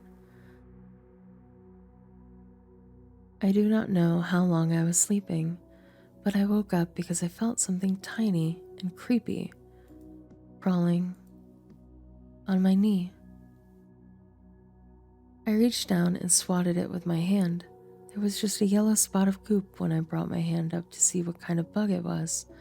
Then I heard the weirdest whiny moaning noise I've ever heard. I looked up and around and behind me, but I did not see anything. Then I looked down on the ground. I found myself surrounded by very little beings. Some were laying down. I guess they must have fainted after seeing one of their own squashed by my big hand.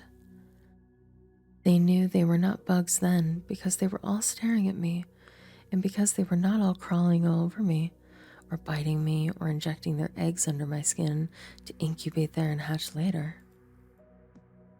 Literal nightmare fuel. These are very teeny tiny beings indeed when I compare them to myself. The tallest is only as big as my thumb. Each tiny being has a great head in comparison to the rest of its body. In fact, the head takes up so much space in the body. And the 2 remarkable features of the head are the size of the head compared to the little body and the almost perfect roundness. It is like a melon on a sliver. Each being's head has a mouth, but other than that, there's only one other facial feature. Their globe heads are divided into an upper and lower hemisphere by a dark line at the equator. I perceived this dark line to be, all in one, the eyes, ears, and nose of these beings, since they employed them much in their observation of myself, and with their mouths also in communication to each other. I was very hungry, as I had traveled on my chunk of land for 40 days and 40 nights, or something like that. My first thought was to eat a handful of the little beings, but they held up their hands to ward me off and wailed in high-pitched whiny screeches. The little beings understood that I was famished from the disgusting rumbling noises that my stomach made, seemingly from thin air.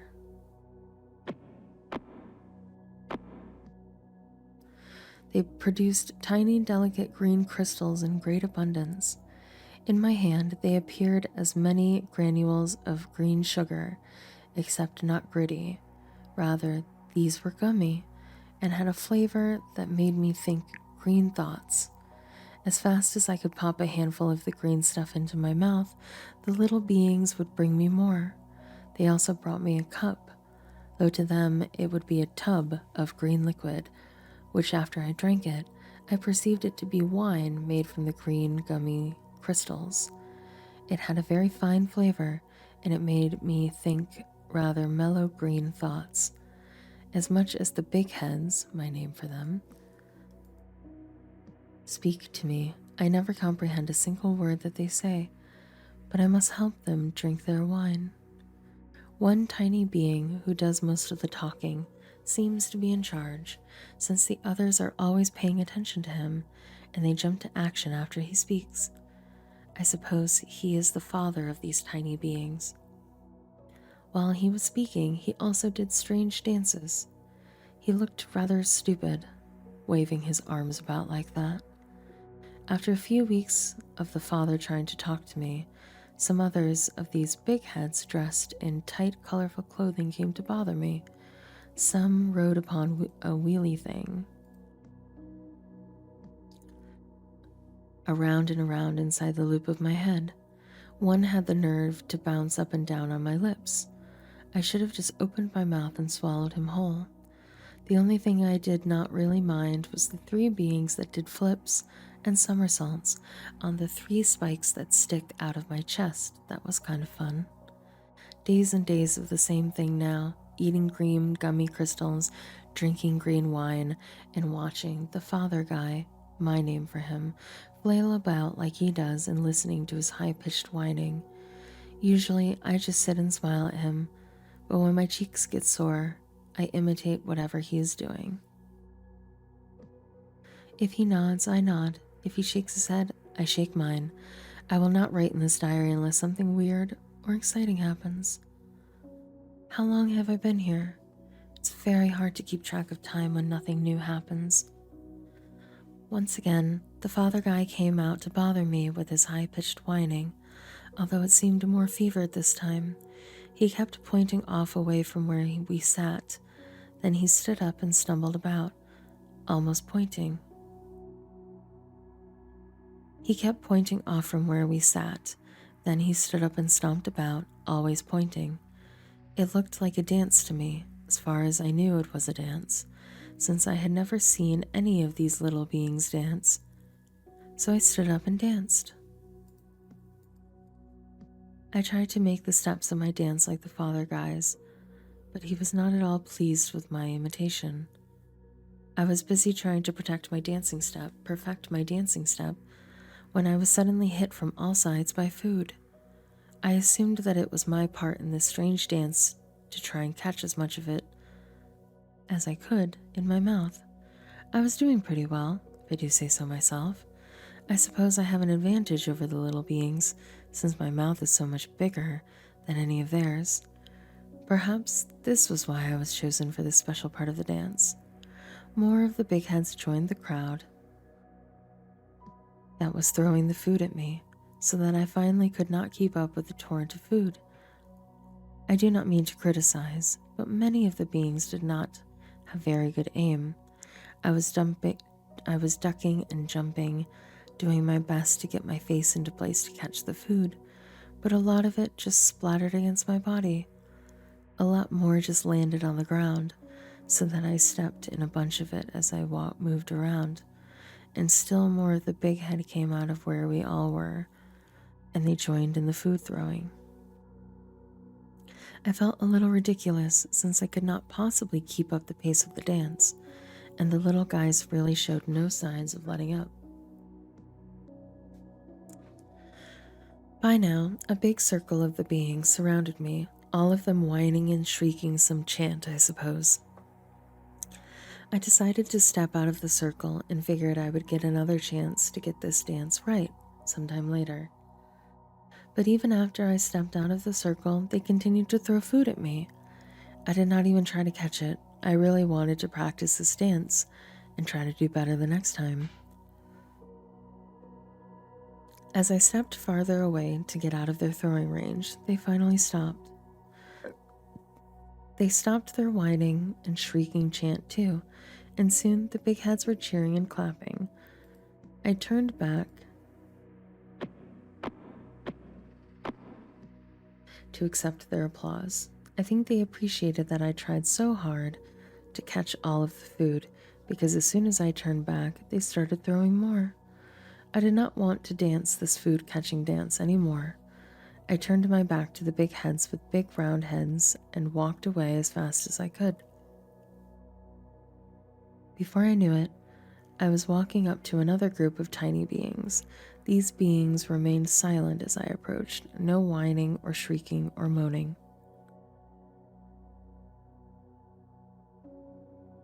These beings were just as tiny as the first beings I lived amongst, but they had different heads. Their heads seemed to be the right size for their little bodies. Their faces are featureless except for long needle-like proboscis. These tiny beings seem to use this protuberance for all their communication and all their senses: sight, smell, taste, hearing, feeling. Some of these beings pointed their needle noses here and there over my body as I approached, but most kept them pointed at my feet. Just before I stepped up in front of the needle noses, my name for them, they began clapping. By the time I actually stopped, they were cheering and whooping and jumping up and down. This went on for a while. They began to quiet down, and the crowd began to split down the middle. I noticed one needle nose was coming through the crowd to stand in front of me. This needle nose seemed to have the respect of all the other needle noses because they all gave their attention to him as he stood in front of me. I could tell because all their needle-like noses were pointed at him instead of me. He must be their father guy. After looking me over for a while, the father guy started speaking at me. I did not understand anything that he said to me, but I smiled at him the entire time that he spoke to me. I kept smiling at them all. After the father guy finished, I was trying to think of something to do. I decided to say something back to them. Well, it's really nice, I said, for all of you to come out to greet me today. You know, I couldn't stand for any more of that food throwing dance that the big heads do. You don't have a food throwing dance, do you? Do you guys understand me? I smiled some more after I finished and waited for something to happen. All the needle noses did was turn around and walk away. They kept looking over their shoulders as they left, but they did not seem to care if I followed, or if I stayed where I was. I decided I might as well stay where I was. I sat down and waited to see what would happen. For days and days I sat there and nothing happened. At first, the needle noses kept looking over their shoulder at me, but after a few days, they seemed to forget I was there. After a week or so of being ignored, I was hungry, so I followed some of the needle noses around as they went about their daily chores, and every so often they would look over their shoulders at me. Mostly, what they did all day was spit on the ground. It was a disgusting sight. They would form lines and walk through the fields and spit on the ground day after day, all the time spitting. Day after day, no matter where I was, no matter what I observed them do, they were always spitting. I do not know why I did not notice it before. Then I noticed all their food came from fields they had been spitting in all this time. Food from spit. Now that they were harvesting, they had time to notice me. For the first time since I arrived in the Needle Nose land, they offered me food. How could I accept it after seeing them spit all over the spit? How could I accept it after seeing them spit all the time to produce the food? I ran away, sickened to my stomach. After what I am sure must have been something like 100 years, I could not take living amongst any of those tiny beings anymore. I was being starved by the needle noses, and I did not want to go back to the big heads to have them throw more food at me during doing their crazy dance. I felt defeated and hung my head in dejection.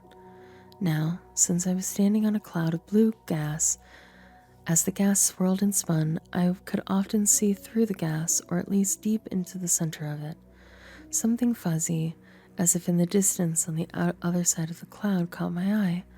The shape grew larger and a little more defined as it came close.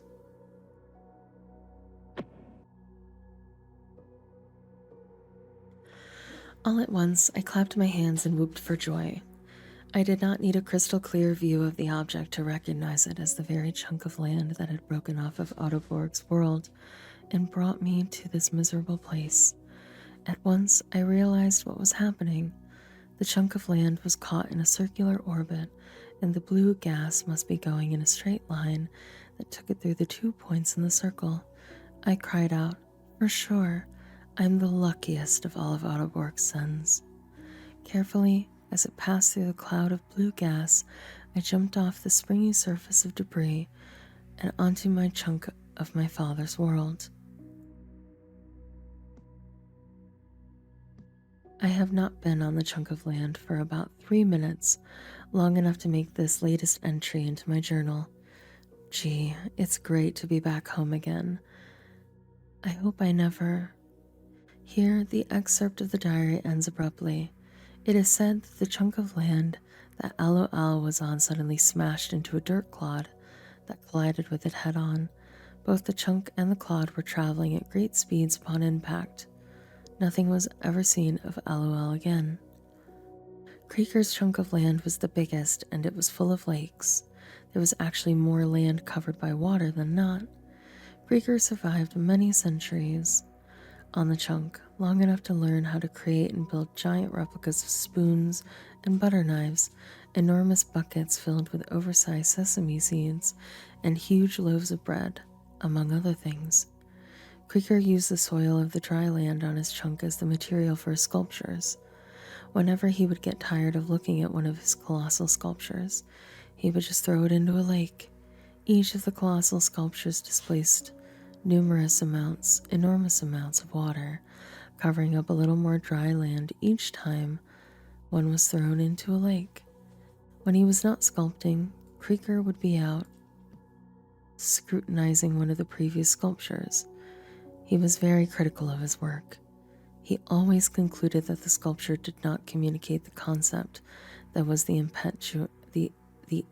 impetus behind the work, or he saw a hair or a bug sticking out of the clay. In any case, he was always frustrated. None of his works seemed to express his vision just the right way. He could not quite put his finger on the problem, but his general feeling was that it had to do with the size of the sculpture. If only it was a little bit bigger, he would often say to himself. Then he would heave the thing into the nearest lake.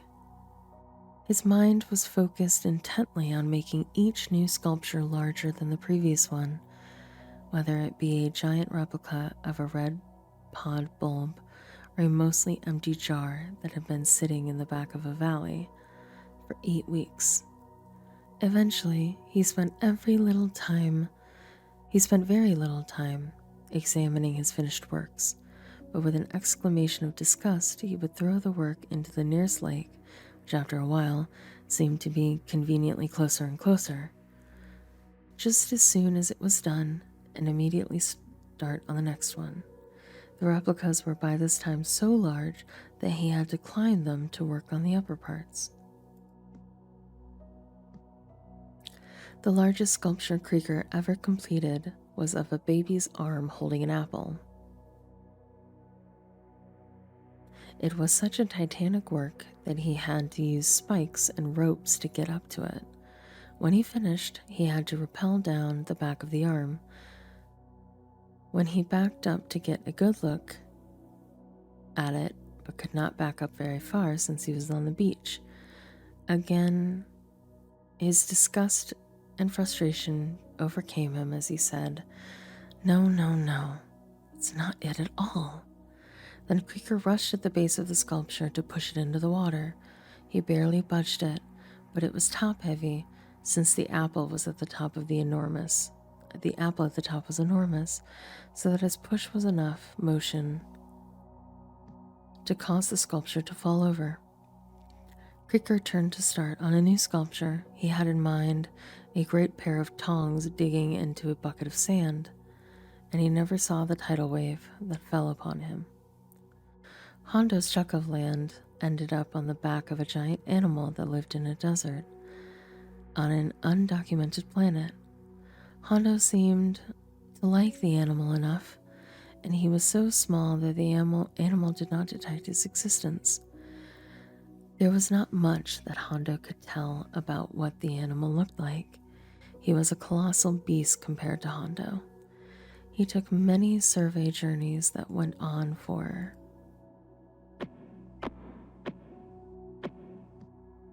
days and days across the top of the beast to see if it looked different from the other locations. As he walked, he noticed the color of the ground changed. Presently, he would be passing over an area that was brown, then 15 feet or so further, he would pass over an area that was yellow. The surface he walked on was hard and mostly smooth, but it was terraced into short, flat little hills all over. When he came to the edge, he was looking around and he almost fell off. He got down on his stomach to look over the edge. There was nothing between him and the ground, which was very far away. If he had jumped, the fall would have broken every bone in his body. He was on the lip of an overhang, and he reached under it to see if he could feel how far back it went, but the overhang went straight back and kept going. Then he carefully lowered his head over to look and see how far back his overhang went. He could not see it though. There was so much dark shadow, he could only see about as far as his hand reached. Hondo got up and decided to walk directly away from the edge. He grew very tired almost immediately as the surface began ascending right away. It took a day to reach the summit, so he could sleep there. In the morning, Hondo was able to see very far from the top of the animal. The sky was all blue and the land was all beige. He saw that the highest hilly part of this animal sloped down in all directions around from where he stood. Ed's chunk just spun in place forever.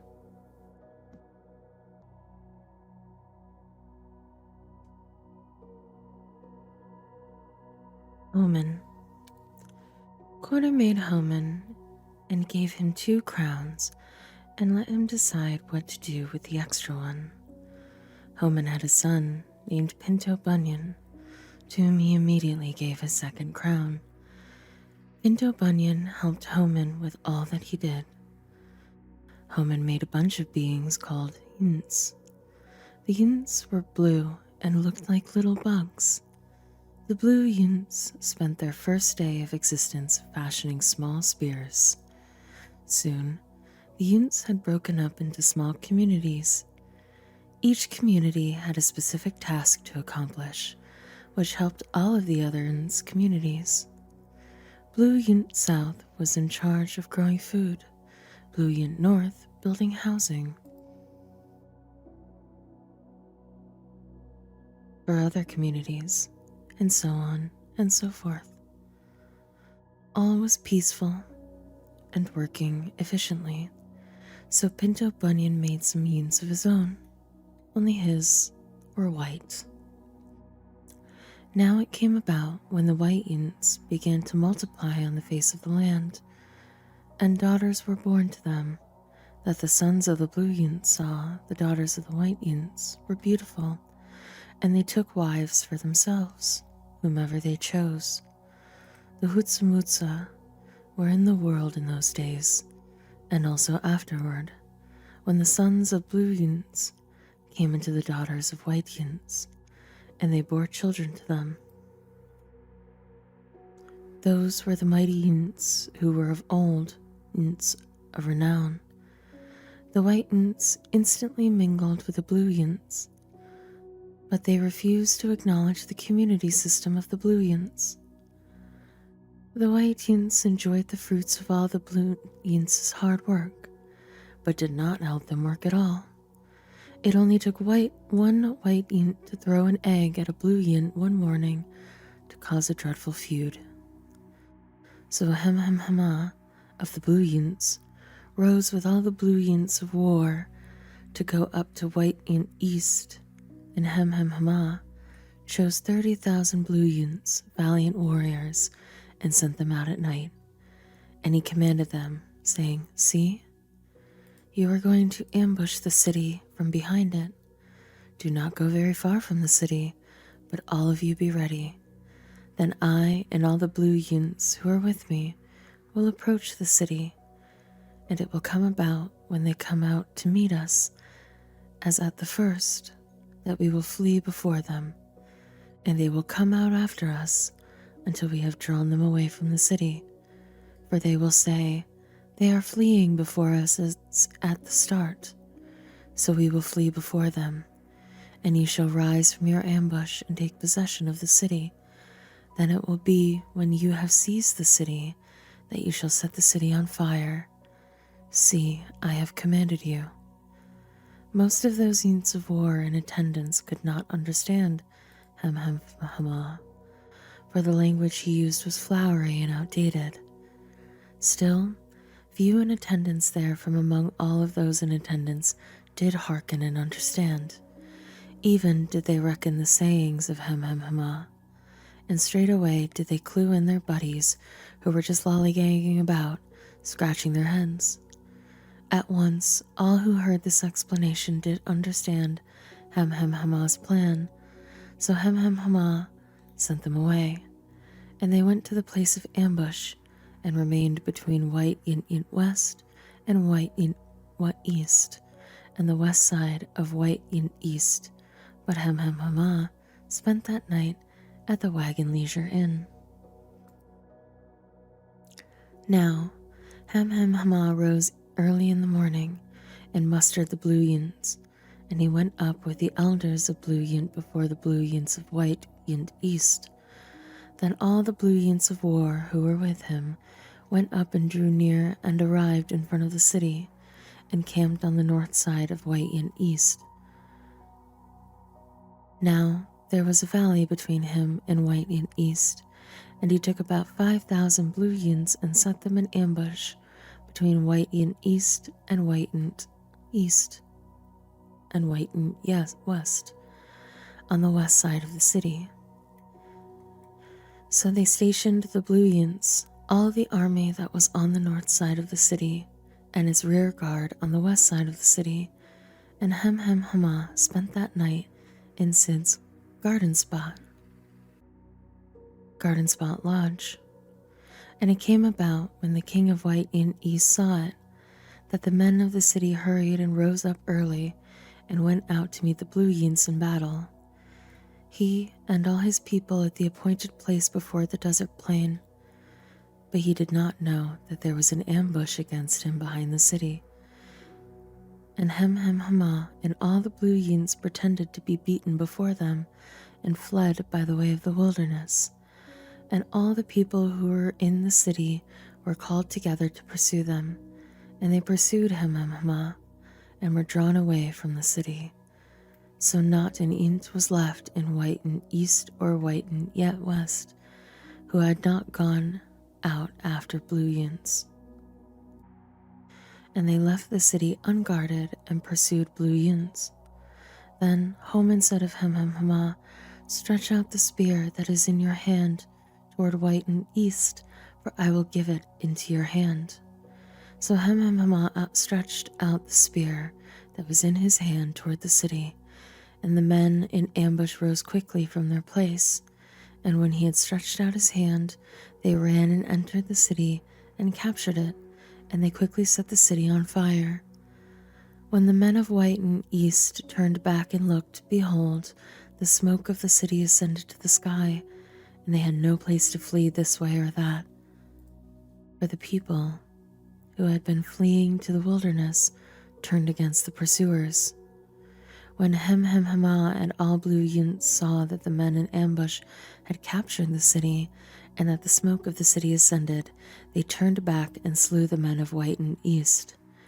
And the others came out from their city to encounter them, so that they were trapped in the midst of Blue Yints, some on this side and some on that side, and they slew them until no one else was left of those who survived or escaped. But they took alive the king of White Yin East and brought him to Hamhamhamah.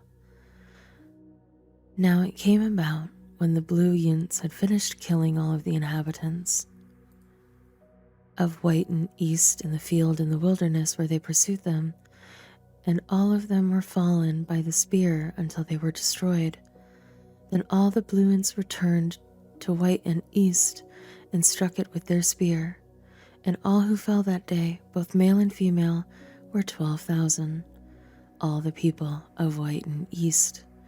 For Hamhamama did not withdraw his hand with which he stretched out the spear until he had utterly destroyed all of the inhabitants of Whiten East. So Hamhamama burned Whiten East and made it a heap forever, a desolation until this day. And he hanged the king of Whiten East on a tree until evening and at sunset. Hamhamama gave a command, and they took his body down from the tree and threw it at the entrance of the city gate and raised over it a great heap of stones that stands to this day. So, Ichigoplasti and all the Whitens who were with him arose by night and lay in wait against Blue in South in 4 companies. Now Pimento Lufa, the son of Taxadrill, went out and stood in the entrance of the city gate and said, "Who is Ichigoplasti that we should serve him?" And Ichigoplasti and the Whitens who were with him arose from the ambush. And when Pimento Lufa of the Blue Inns saw the Whitens, he said to Factatron, "Look, Yints are coming down from the tops of the mountains." But Factatron said to him, "You are seeing the shadow of the mountains as if they were Ints." And Pimento Lufa spoke again and said, "Behold, Ints are coming from down the highest part of the land, and one company comes from the way of the diviner Sandwich." The Factatron said to him, "Where is your boasting now with which you said, 'Who is Ichigoplasti that we should serve him?' Are those not the Whitens whom you despised? Go out now and fight with them." So Pimento Lufa went out before the leaders of Blue and South and fought with Ichigoplasti. And Ichigoplasti chased him, and he fled before him, and many fell wounded at the entrance of the gate. Then Ichigoplasti remained at Blue Yint West, but Factatron drove out Pimento Lufa and his relatives so that they could not remain in Blue Yint South. Now it came about the next day that Blue Ints were out to the field, and it was told to Ichigoplasti. So he took his Whitens and divided them into the 3 companies and lay in wait in the field. When he looked and saw the Ints coming out from the city, he arose against them and slew them. Then Ichigoplasti and the company who was with him dashed forward and stood in the entrance of the city. The other 2 companies then dashed against all who were in the field and slew them. And Ichigoplasti fought against the city all that day, and he captured the city and killed the Blue Ints who were in it. Then he razed the city and sowed it with salt. When all the leaders of the Tower of the Blue Int South heard of it, they entered the inner chamber of the Temple of Hallmark, or the Door, and it was told to Ichigoplasti that all the leaders of the Tower of the Blue Int South were gathered together. So Ichigoplasti went up to Mount Chloricent, he and all the Ints who were with him, and Ichigoplasti took an axe in his hand and cut down a branch from the trees and lifted it and laid it on his shoulder. Then he said to the Yints who were with him, "What you have seen me do, hurry and do likewise." And all the Yints also cut down each one of his branch and followed Ichigoplasti and put them on the inner chamber and set the inner chamber on fire over those inside, so that all the men of the Tower of the Blue Yint South also died, about 1,000 men and women. Then Ichigoplasti went to Blue Yint Southwest, and he camped against Blue Yint Southwest and captured it. But there was a strong tower in the center of the city, and all the men and women with all the leaders of the city fled there and shut themselves in. and they went up on the roof of the tower. So Ichigoplasty came to the tower and fought against it, and approached the entrance of the tower to burn it with fire. But a certain female yint threw a 16-ton weight on Ichigoplasty's head, crushing his skull. Then he called quickly to the young yint, his armor-bearer, and said to him, "Draw your spear and kill me, lest it be said of me, a female yint slew him." So the young yint pierced him through, and he died. And when the white yint saw that Ichigoplasty was dead, each departed to his home. When the blue yints and the white yints started to fight, so did Pinto Bunyan and Homan. Quarter stepped in and took Pinto Bunyan's crown away and gave it to a new being, a man he named, and a new being he made called Arvin. Hoborg. Quarter wanted to see what would happen if he made a creative being with a big heart. Quarter named him Hoborg, meaning big heart. Hoborg was given a crown, and he set out into a void of clouds as Quarter watched him from a distance. Hoborg liked the idea of making a place for some beings of his own. He knew that the clouds were swirled around him would make a perfect sky, so he just needed to make some land. One thing that concerned Hoborg was that perhaps some of his beings would come out bad. He wanted to make beings which he could enjoy forever, but he did not want to force them to love and respect him. He decided that he would make his beings with the ability to choose right and wrong. Working everything out in his head, he figured he could make one child at a time and see if he turned out good before he started on the next. Hoborg made a tiny scale model of his world in clay to see if it looked the way he had imagined it. He spent about 20 years deciding the shapes and colors of this place, which he would call the Overhood. He needed some clay to make his world, and the only place where clay could be found that was of the purity and quality Hoborg wanted would take 400 years to reach. He was so anxious to get started that he asked for help from Quarter. "Quarter, thank you for making me with such a fine crown. Everything in life is just wonderful, but I was wondering..." Hoborg got down on one knee. "Can you help get me to the clay of highest quality?" Quarter laughed. "That would take even me a long time to reach. What's wrong with the clay that I have already given you?" Hoborg answered, "I like the clay you gave me for planning things, but I was hoping for the best ingredients for my beings. You see, I want them to last forever, and clay only lasts for a few thousand years." Quarter was impressed. "Here is a scope that will help you see as far as you need to. You will be able to pick the shortest path to the clay, which should save you quite a few years of travel." Hoborg received the scope. "Oh, thank you, Quarter. You're very generous." Hoborg started on his journey that same day. Looking through the scope, he could clearly see the mountain of clay he needed to build the Overhood. Every day was the same. Hoborg awoke before sunrise so that he could travel far without heat, but before he set off to travel each morning, he thought lofty, respectful thoughts about Quarter. Hoborg, in his ever so deep voice, would sing songs to the ground about how good it was to have been made. After a morning's journey, Hoborg would cover himself up in soil and rest. He resumed his mission in the afternoon and walked toward the great mountain of clay until late in the evening.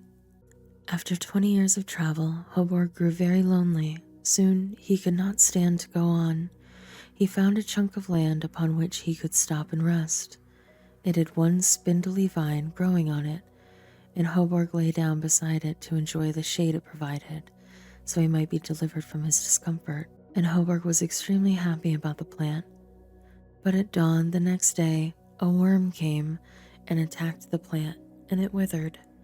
And it came about when the sun came up that a scorching east wind and the white light of the sun beat down on Hoborg's head, so that he became faint and begged to die, saying, "Death is better to me than life." Hoborg could not get himself to do anything. He just lay there. Hoborg began to scrape absent-mindedly at the dirt where his hand lay. Then he said, "Scraping is better to me than death." It was a fine, dry dirt that was packed down and baked hard by the white sun. His fingers bent, lifted, and stretched, bent, lifted, and stretched, bent, lifted, and stretched, scratching relentlessly. His fingers scraped through the layers of fine dust and grit day after day. Just a few grains of dust and grit required weeks of scraping before it broke loose from the ground. The ground was that hard and compacted. More and more dirt added to the pile under his palm each month. During the years that passed, the only sounds he heard were the scraping of his hand on the dirt and his breathing. After a pile big enough to pick up formed under his hand, he grabbed it, spat on it, and squeezed it, and squeezed it, and squeezed it, until his hand turned white and his knuckles made popping noises. Hoborg sat up and looked at what lay in his palm as he opened his fist. He saw that he had formed a clod of dirt. Now the worm that had attacked the spindly vine and caused it to wither popped his head out of the ground and admired the clod, saying, "My, what a nice clod of dirt you've got there." Looking Hoborg up and down, it asked, "Did you make that all by yourself?" "Yes, I did," said Hoborg. "If I were you," said the worm, "I'd stay right here and make more dirt clods. You could fashion them into beings and populate this chunk of land with them. After all, did you really see a pile of clay through the scope Quarter gave you? Or did you just want to see it because Quarter said you would be able to see it?" Hoborg answered, "Actually, Quarter said the scope would enable me to see the shortest path to the clay, and because of that, I should save quite a few years of travel. But I've been traveling for so long." And the worm said to Hoborg, "You haven't saved any time in your journey. You haven't ever seen clay, have you? I wonder if Quarter has ever seen clay." When Hoborg thought of it that way, he also began to wonder, was there even such a thing as clay? He'd only heard about it. He'd never seen any. Then the thought occurred to Hoborg, sure, it had taken many years to collect enough dirt to make this one clod, but he had plenty of time, and he knew there was plenty of dirt right here. He did not have to keep searching for clay, or he could continue his journey, not even knowing when or if he would reach his goal. He considered making more dirt clods and creating clod beings right there to populate the chunk of land he had stopped on to rest. Sure, it would take a lot of spit, but Hoborg figured he would find a way to work up enough. And now that he had a purpose for scraping, he could use both hands and save time. First he would finish creating a being from the dirt clod he already had made. Hoborg knelt beside the thing he had put together, the hideous outrage of dirt stretched out, and then, as he worked the clod with his hands, it began to show signs of life and stirred with an uneasy, half-vital motion.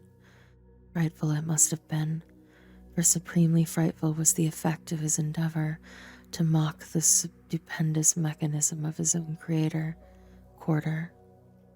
His success terrified Hoborg. He cast away his odious handiwork, horror-stricken, as far and with as much velocity as he could throw. He hoped that, left to itself, out wherever it might land, the slight spark of life, which had received such imperfect animation, would subside into dead matter.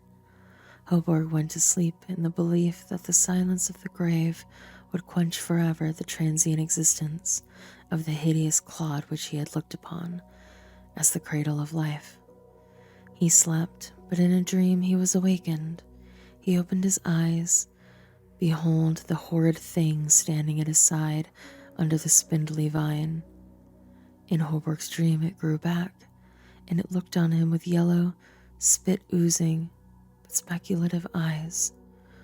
Holbrook awoke, for real, and was horror-stricken, because he saw something far away, and it was growing less and less, far away with every minute. At first, he thought it was the clawed creature coming back to get him, but as it got closer, he could see that it was much bigger than a dirt clod. A short while passed before Holbrook could make out the shape. It was a piece of land with a little red-roofed house on it. There was a big robot and a little being on it.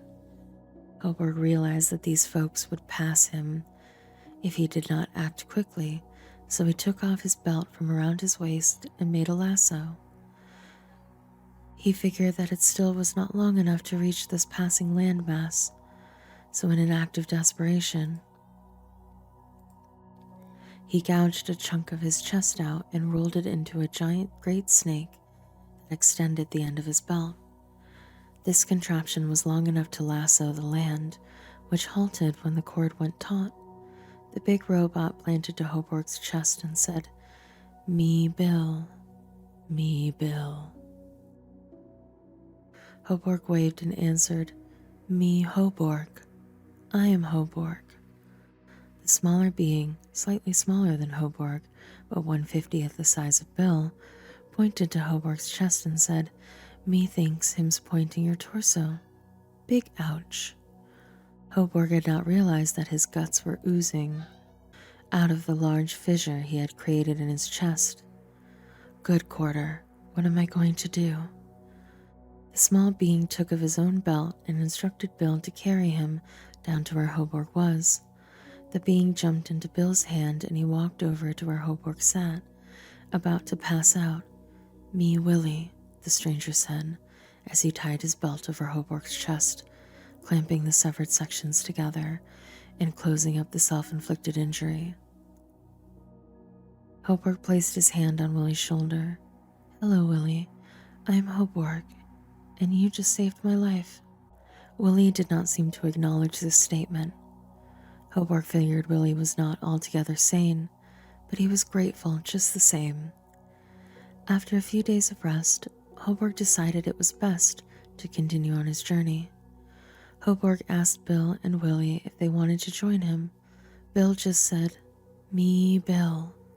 Me, Bill," and Willie mumbled a bunch of gibberish to himself. Holbrook liked their company, but he figured that they did not want to come along, so he tearfully said goodbye. Holbrook was surprised to find that when he walked, Bill and Willie followed him. Holbrook did not question them. He just grew happy inside and continued toward the clay. Big Robot Bill, Holbrook found out his full name because it was engraved on the back of his foot, proved most useful for carrying Willie and Holbrook and the little red-roofed house over canyons too steep to climb. Holbrook noticed, while being carried by Big Robot Bill, that Bill's chest had a switch inside it marked "Good" at the present setting and "Bad" on the other setting. Holbrook dared not find out what the bad setting did, but he thought it must be a poorly thought-out attempt at dealing with the same problems he had when he was planning the making of beings that were capable of doing right and wrong. Within a few more years, the three made it to the clay.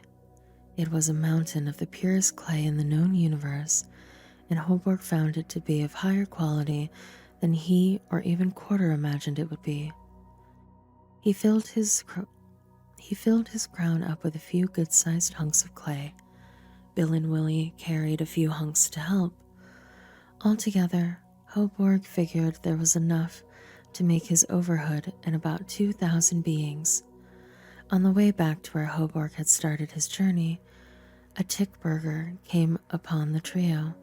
A tick burger is something all icky and sticky that Quarter always said to run away from. Holbrook yelled for Bill to grab Willie and himself and make a run for it. A tick burger is made of what other beings have. He could tell that they had a bunch of clay, so he licked his lips, exposed his fangs, and said clay. As fast as Bill could run, it was not fast enough to outrun the nimble Tickburger. The ID panel on the back of Bill's foot was removed with one swipe of Tickburger's razor-sharp claw. Hoborg saw that Bill was slowing down and that they would soon perish if they did not do something quick. Hoborg threw all the spare clay over to the ground below. He figured the amount remaining would still be enough to make a medium-sized world of about 500 beings. The problem was that as soon as Hoborg dumped the clay, Tickburger gobbled it up, and it was still closing in on Bill. Hoborg nervously threw some more clay out, and this time Tickburger ate it, but slowed down considerably. This was not good enough, since Bill also was slowing down considerably from the exhausted pace.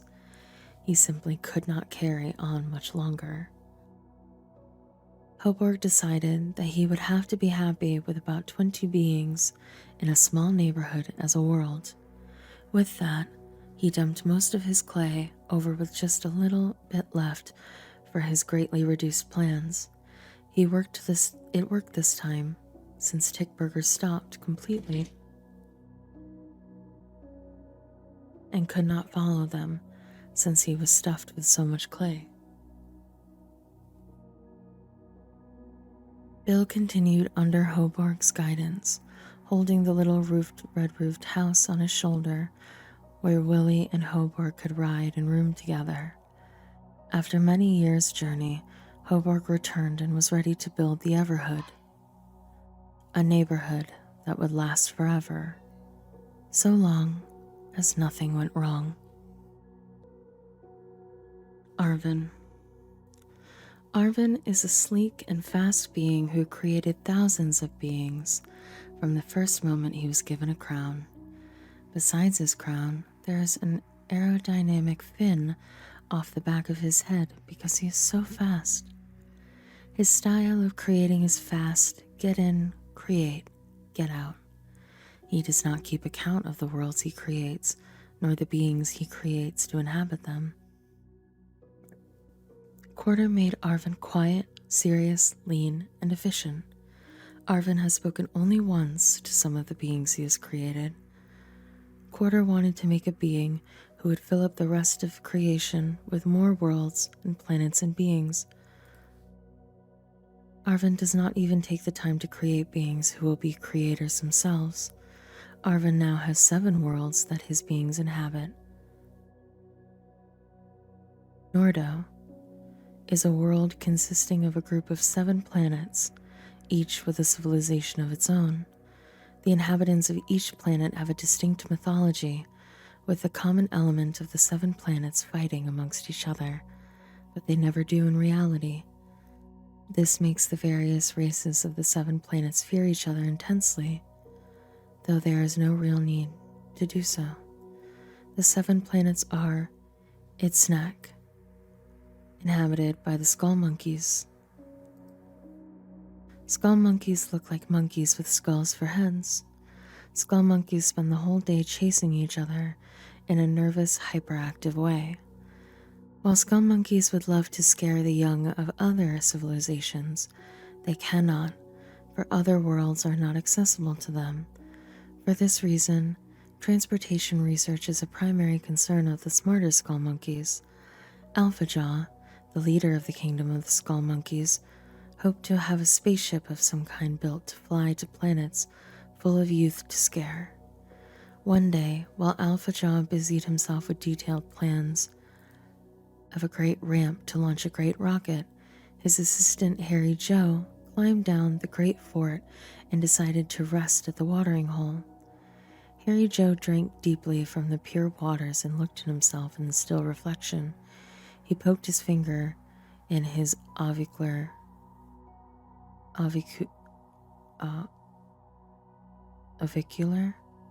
foramen and wondered what it would be like to have flesh on his head. "I am very ugly," thought Harry Joe. This was an odd thought, since most skull monkeys have no concern for appearances.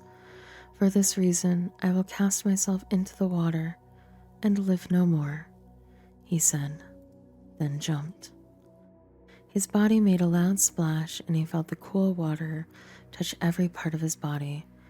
His hair grew deeply saturated with water until all of the air bubbles wriggled their way up to the surface. Harry Joe exhaled and sank even deeper, far deeper perhaps than any other skull monkey had ever gone before. Weightless, he refused to move or struggle. Dark waters surrounded him, and he thought about his youth. Harry Joe remembered a particularly unpleasant day many years before when he was just a lad skull monkey, receiving his lesson from an elder named Lojaw. Many other hairs on our backs, said Lojaw, and likewise are the number of skull monkeys in this world. Harry Joe looked up to Lojaw as a father figure. For weeks, Harry Joe followed every move Lojaw made. If Lojaw went into the forest to forage for nuts and grubs, so went Harry Joe. If Lojaw tended to his garden, so did Harry Joe. One especially warm and beautiful day, Harry Joe was on his way to Lojaw's cave when he saw a great crowd gathered around the entrance. Many skull monkeys were howling to show their mournful state. Lojaw's wife was the gloomiest of all. She was like a brittle fall leaf blown into a corner. Harry Joe pushed his way to the front of the crowd, demanding to see his mentor. Lojaw gently swung by his neck, hung from a braided piece of cloth his two children had made. His children were the first to find him in this state. The peculiar thing that Harry Joe recalled was that he had shaved himself completely naked. Arnod, inhabited by the Urs. Urs observed other planets and civilizations, hoping one day to apply all that they had learned to their own civilization. This is not likely, however, since they find comfort in research and are terrified of application. Urs are extremely advanced in the arts of the mind.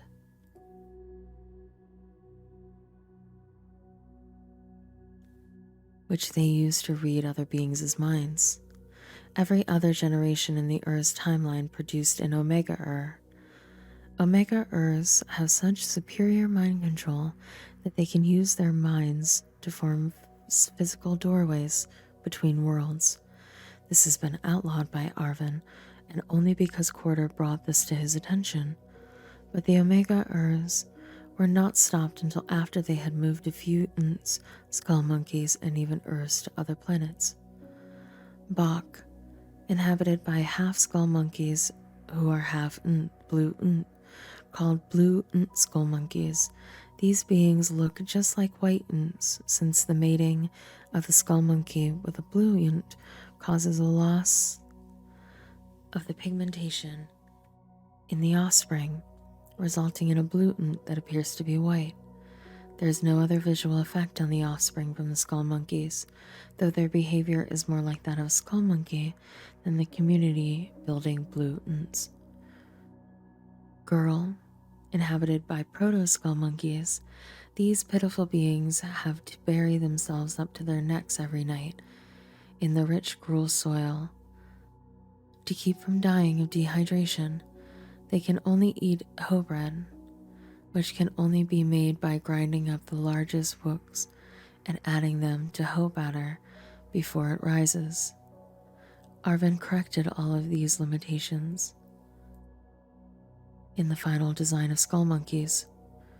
Girly was a monthly orbit that floats so close to wooks that the proto-skull monkeys can harvest the plumpest wooks for their hoe bread. Due to the proto-skull monkeys' tie to the soil of Girly, every evening, colonizing wooks with proto-skull monkeys is not possible. Wooks. Inhabited by wooks. Wooks are flat, furry, and yellowish in color. Wooks reproduce asexually and often, which would create an overcrowding problem if they were not harvested each month by the proto-skull monkeys. Habsburg, Inhabited by one and one skull monkey who became best friends. The name is Riostan, and the skull monkey's name is Mazimost. The first year on Habsburg was one of the confused emotions. Because of the myth of the 7 planets fighting amongst each other, Mazimost and Rostan feared each other, but they were lonely and longed for companionship also. Rostan, behaving in perfect fashion, wanted to study Mazimost and all of his habits. He spent a lot of time following the skull monkey's tracks to see where he went, examining his feces to see what he ate, and climbing up trees to see where he lived. They found that helping each other was their only chance at happiness and survival. While they were extremely productive during the first 100 years of friendship, they now just sit in front of their houses, swapping grossly exaggerated stories of their first year together. Yonko, inhabited by the followers of Mai Ki. Mai Ki was sent to live on Habsburg,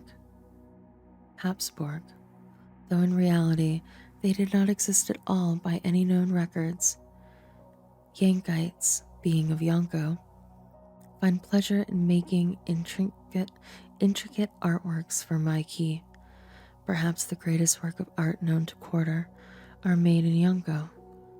It is for this reason that no one has the heart to tell the Yankites that Mai Ki does not exist. The other 6 worlds that Arvin made. Plasmo is an enormous cloud of beings, each too small to be seen by the naked eye. Urza projected their minds there. Alphatic is the world of the Igros. Each successive generation is born bigger than the previous. As the Urgos of each generation get into their senior years, you hear them making statements like, "These punks think they're so big," or, "When I was your age, we had to stand on a chair to get the fondue pot down from the top kitchen cabinet." The houses of their ancestors are not usable. For the newer generations, they just cannot fit through the front doors. Alpa Fanalpa is a world where the adults are ruled by their children. The children send the parents on time-consuming, frivolous tasks that keep the parents from doing anything but what the children desire. One might think that a society like this would collapse in anarchy, but to satisfy each whim of their children, the parents constantly develop new technologies. For instance, when a child looking up at the evening sky said, "I want to see what that white dot is up there," and threw a fit, his parents worked night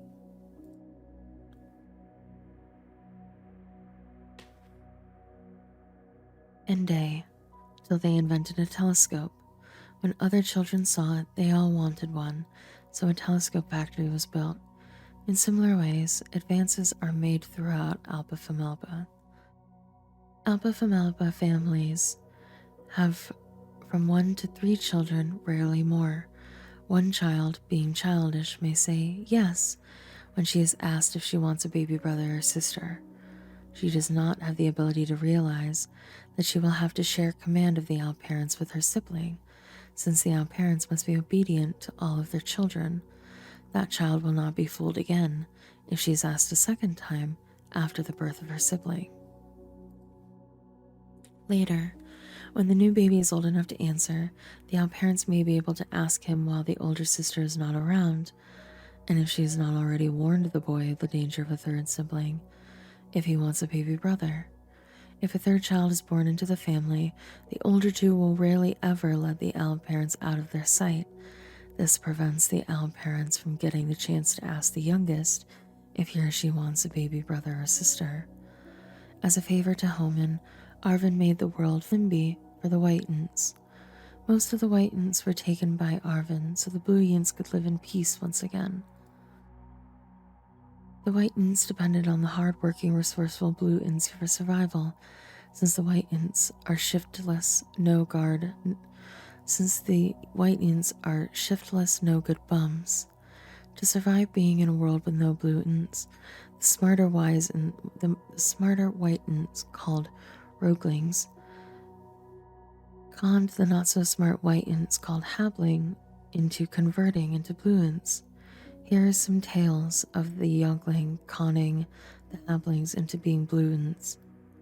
One night, Papto, tired of wandering in the woods of Limby, saw the light from a window of a tree cutter's cottage. Papto did not have his own cottage because he was too lazy to build one. He thought to go to the cottage to see if the ints inside would let him stay. So he went to the door and knocked.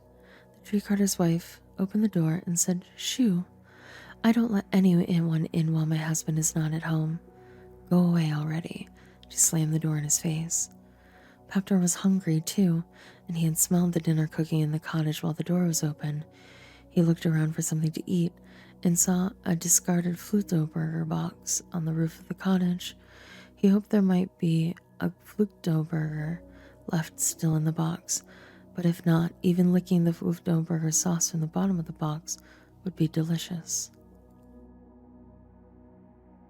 After quietly making his way onto the roof, Papto found a hole in it through which he could spy on the wife of the tree cutter.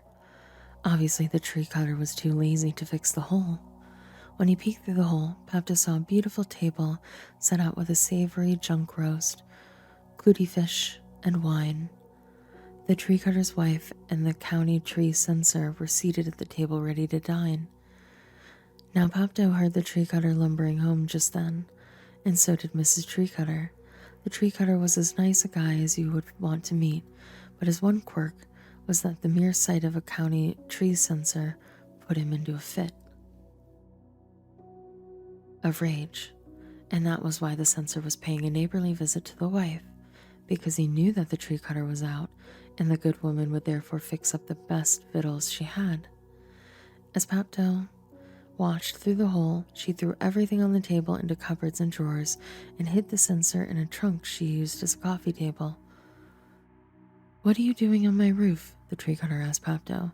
"You'd better come in and eat dinner with me and stay in the spare room." Papto brought the Kluftburger box in with him and kept it out of sight.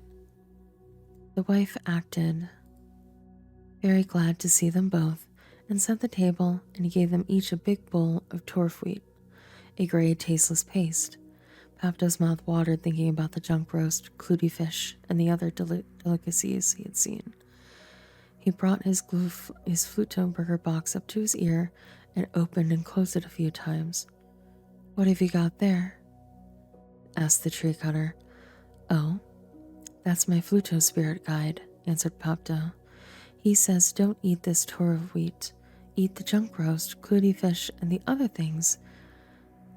He had a Fluto spirit hide in the cupboards just now. "Super!" exclaimed the tree cutter, who jumped up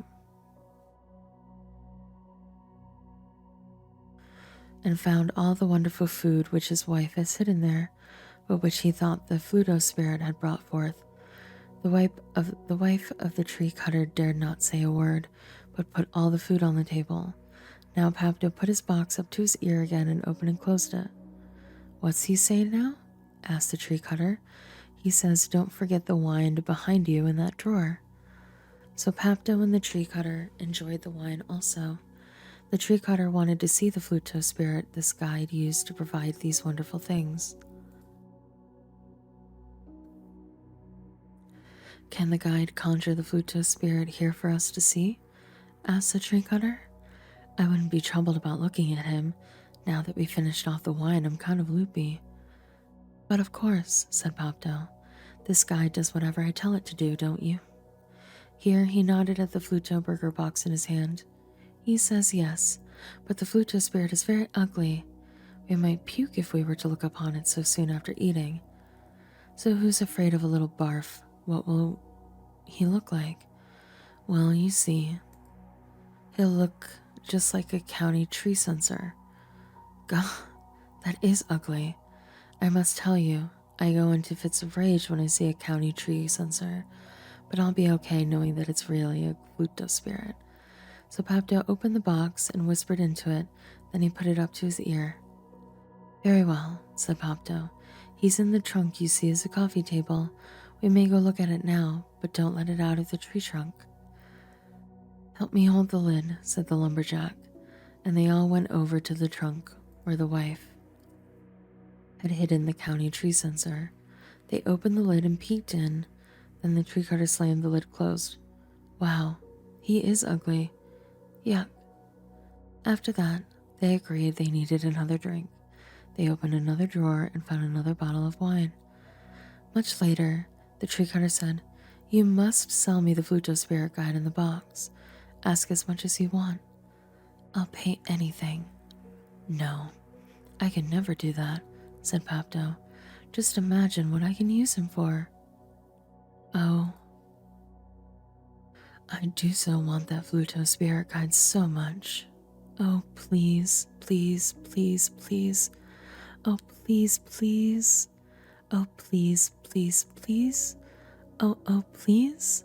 Oh, please, please, please, please. Please, please. Oh, please, please. Oh, please, please," cried the tree cutter, and he kept on begging.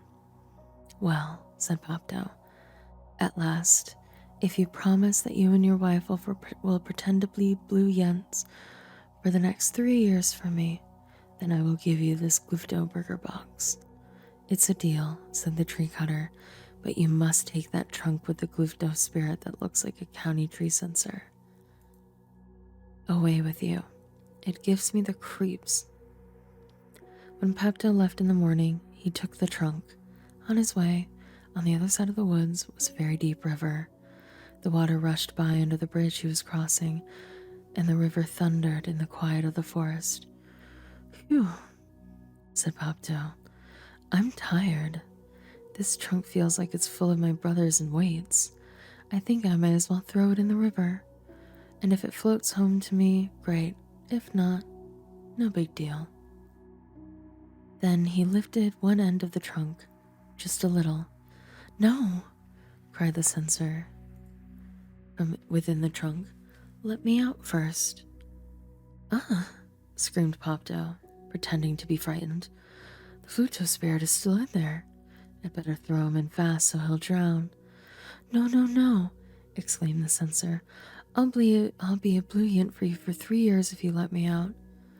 "I could do that," said Papto, and for the next 3 years he did not lift a finger. Not much is known about Albito, except that it is a twin of Flimby, and that it lies on the far side of a huge gulf of yellow plasma. Space currents momentarily blow the yellow plasma away, revealing Albito to the patient observer. Sump is a world consisting of a group of hollow planets that exist within each other, including Outer June, inhabited by Wooks, about 1,000,000 times as many as Wooks itself, because there are no proto-skull monkeys to harvest them every month. About 1/2 of the population is crushed to death by their collective weight.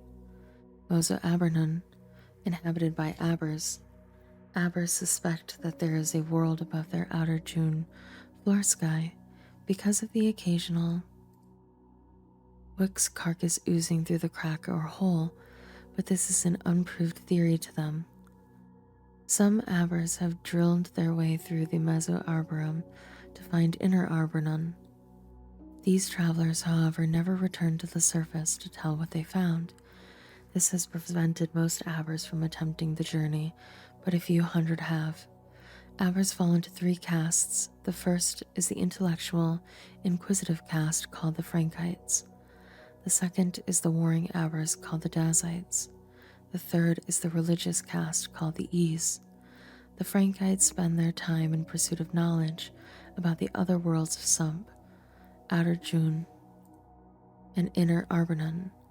Frankites are not respected by either the Dazites or the Ease.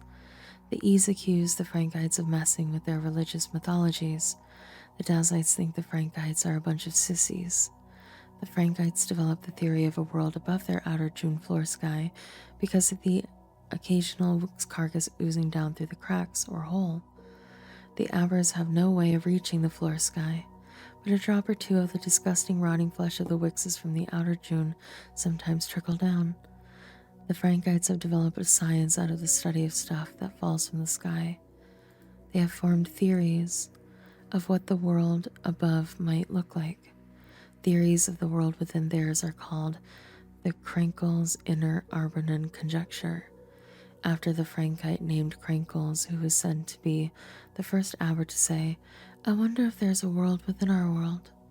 The Frankites have led expeditions into caves, crevices, and holes in the ground. Most expeditions run into dead ends. The ones that do not, have never come back to report what they found. The E's say this just confirms that they have known all along that Inner Arbanum houses a door to the other side. Although a few Frankites say there are no doors, most agree that there may be something like a door somewhere in the universe. The Dazites consider the Frankites' research into doors their only useful function in society. The E's spend their time in pursuit of the knowledge of mythologies. Some E's follow Father, some E's follow Quarter, and some E's follow Arvin. Some follow Father and Quarter, some follow Quarter and Arvin, some follow Father and Arvin, some E's follow all three together, Father, Quarter, and Arvin. Most Dazites want nothing to do with the door to the other side. They would be very interested, though, if someone found a door to another world that they could conquer. Arbawabi is the notable high priest of the E's. Kemping Daz, chief warrior of the Dazites, is plotting to assassinate him due to Arbawabi's doctrine of peace, which threatens the Dazite warrior lifestyle. Inner Arbanon, which is said to house a door to the other side. All of the Aber cultures have a mythology regarding the door, and a special name that identifies that mythology. Here are some of the more popular mythologies. Lippocaruthers, the door is all around us. This is the mythology of the door amongst a small group of Frankites called the Ricks. They believe that the door is just a natural consequence of the evolution of all living things. They are fond of going out to the Abendi forests and hugging the Abendi trees. Ricks desire to become one with nature. Then, they believe, they will be able to see the way to the door. Until you become one with nature, they say, you cannot hope to see as nature sees. And according to Ricks, nature sees all. Winthrop Ballyhoo, who have already gone through the door. This is one of many mythologies found amongst groups within E's. This group within the E's calls itself the Marfies.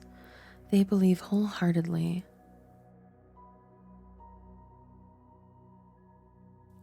that there is a door, but they also believe that all have passed through the door in one instant sometime in the past. The Marfies say that since we are all on the other side of the door, there is no need to look for it.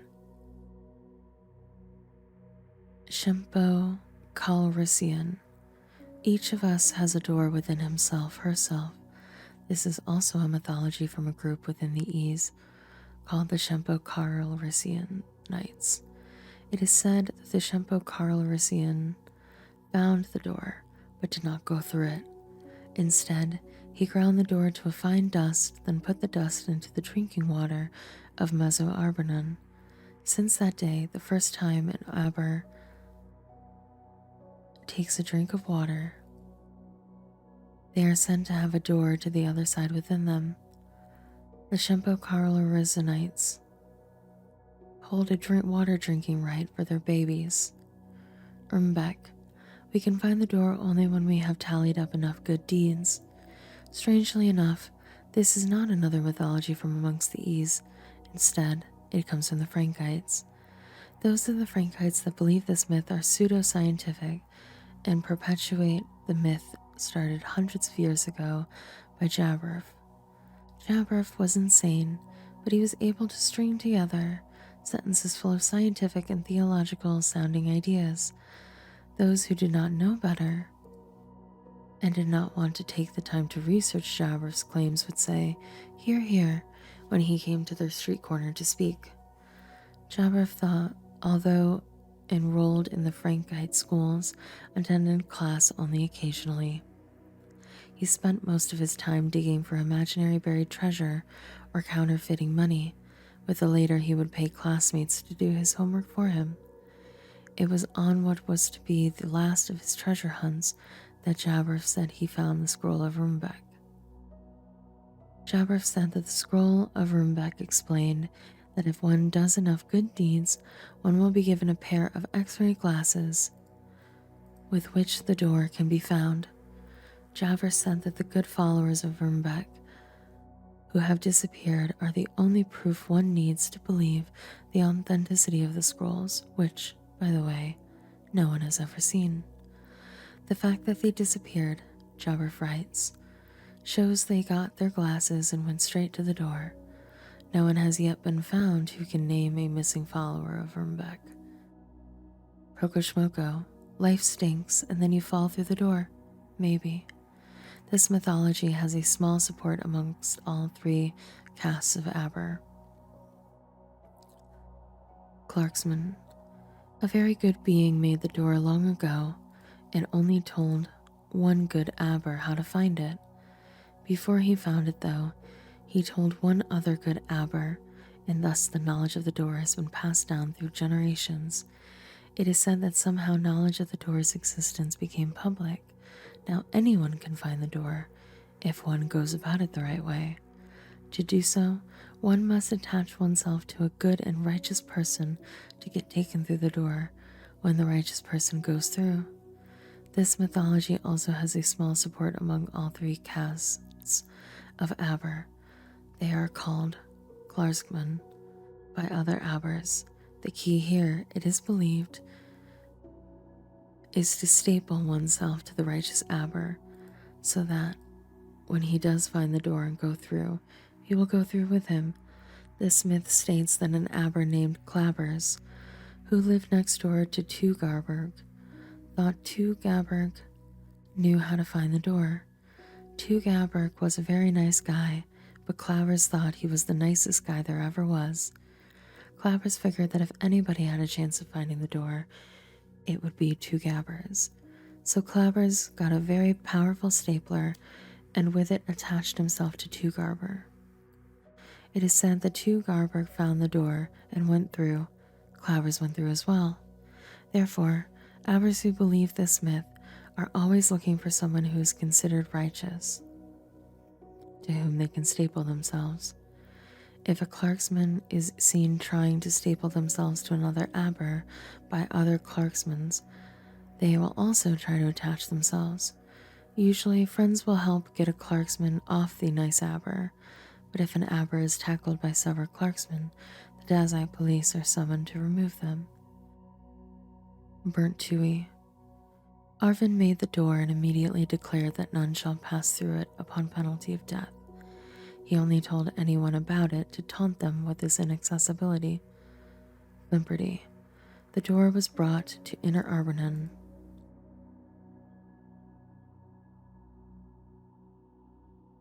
By Merlepax, the kleptomaniac. There are many legends of Merlepax. He is a folk hero among the lazy Abers who did not want to be involved in any of the castes.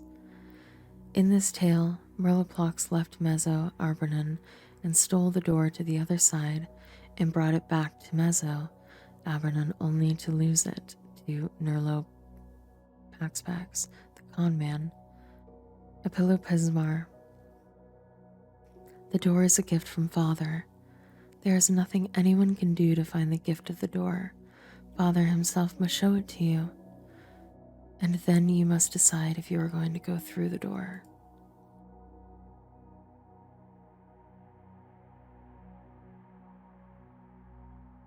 Inagora Davida. One finds the door during the heat of battle, dying a victorious death. This is the favorite door mythology amongst the Dazites. Giant Roberet. The doorway is all that is real, and all of Abernon is but a dream. Tingley Spald. The doorway was built by a giant turtle. Royale. Only 3,667 Abers are allowed through the door.